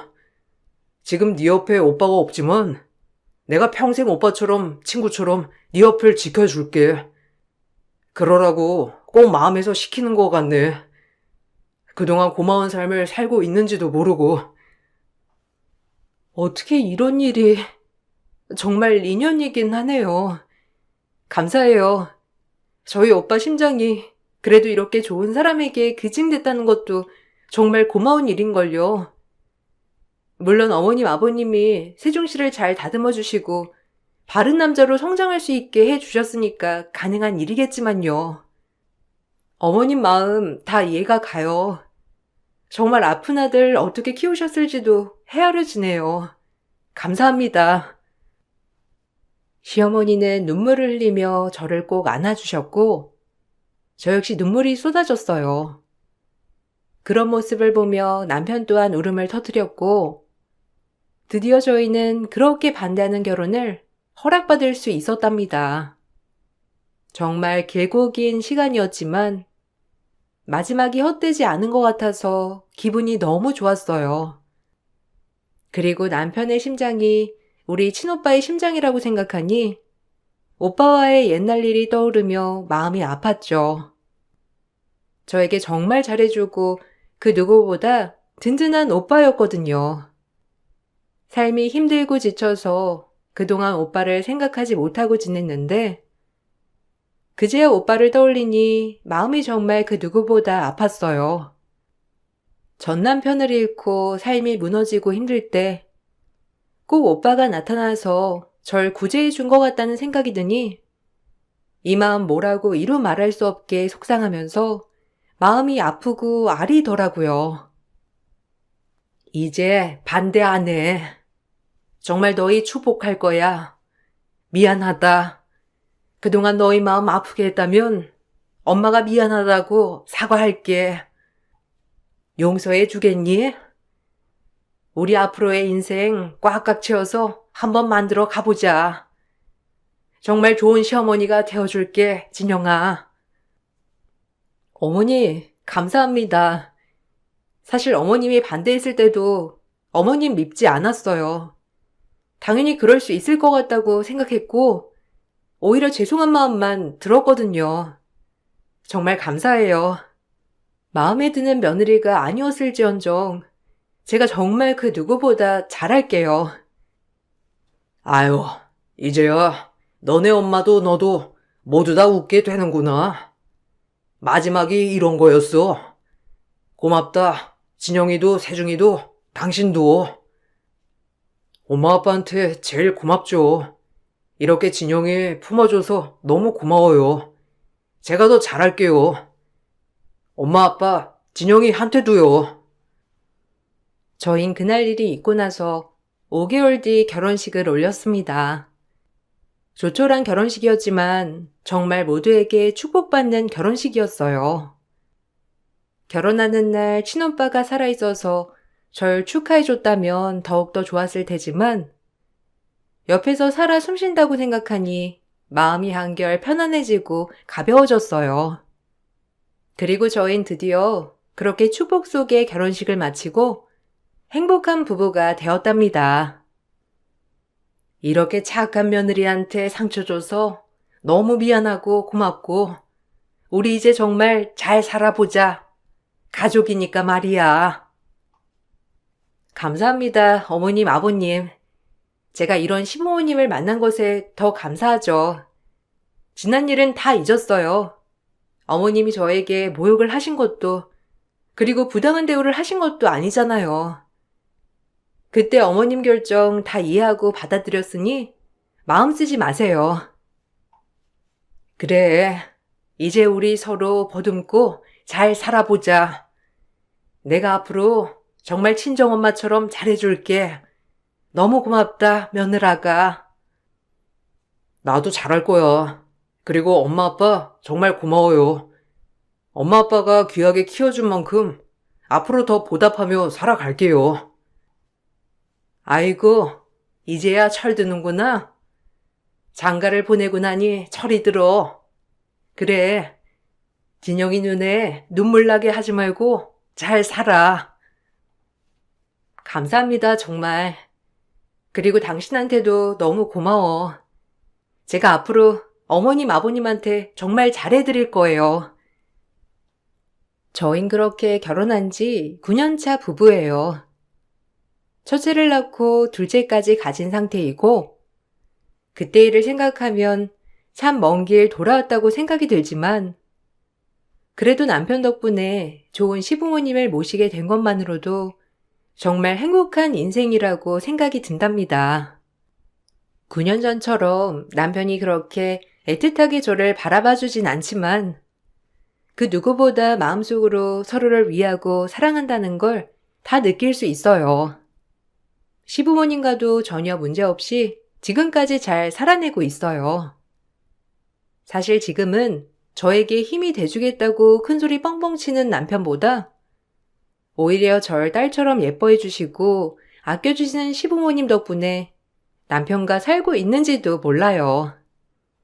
정말이지 내가 무슨 복이 있어서 이런 시부모님을 만났나 싶을 정도로 저에게 잘해주시는 분들이거든요. 물론 저도 딸처럼 정말 잘한답니다. 좌절과 시련 속에 절망했던 순간도 있지만 지금 이렇게 두 아이의 엄마가 되어 인생을 보람차고 행복하게 살고 있는 걸 보니 인생 참 살만하다고 느끼고 있어요. 앞으로 남은 길도 더더욱 좋은 길로 다져야겠다고 생각이 들고 말이에요. 혹시나 지금 이 순간 힘들지라도 좌절 속에 한 줄기 희망이 있다는 것을 꼭 염두하시고 긍정적으로 살아가시길 바랄게요. 그리고 모두에게 행복이 깃드는 하루가 되기를 바라면서 글을 마치겠습니다. 감사합니다.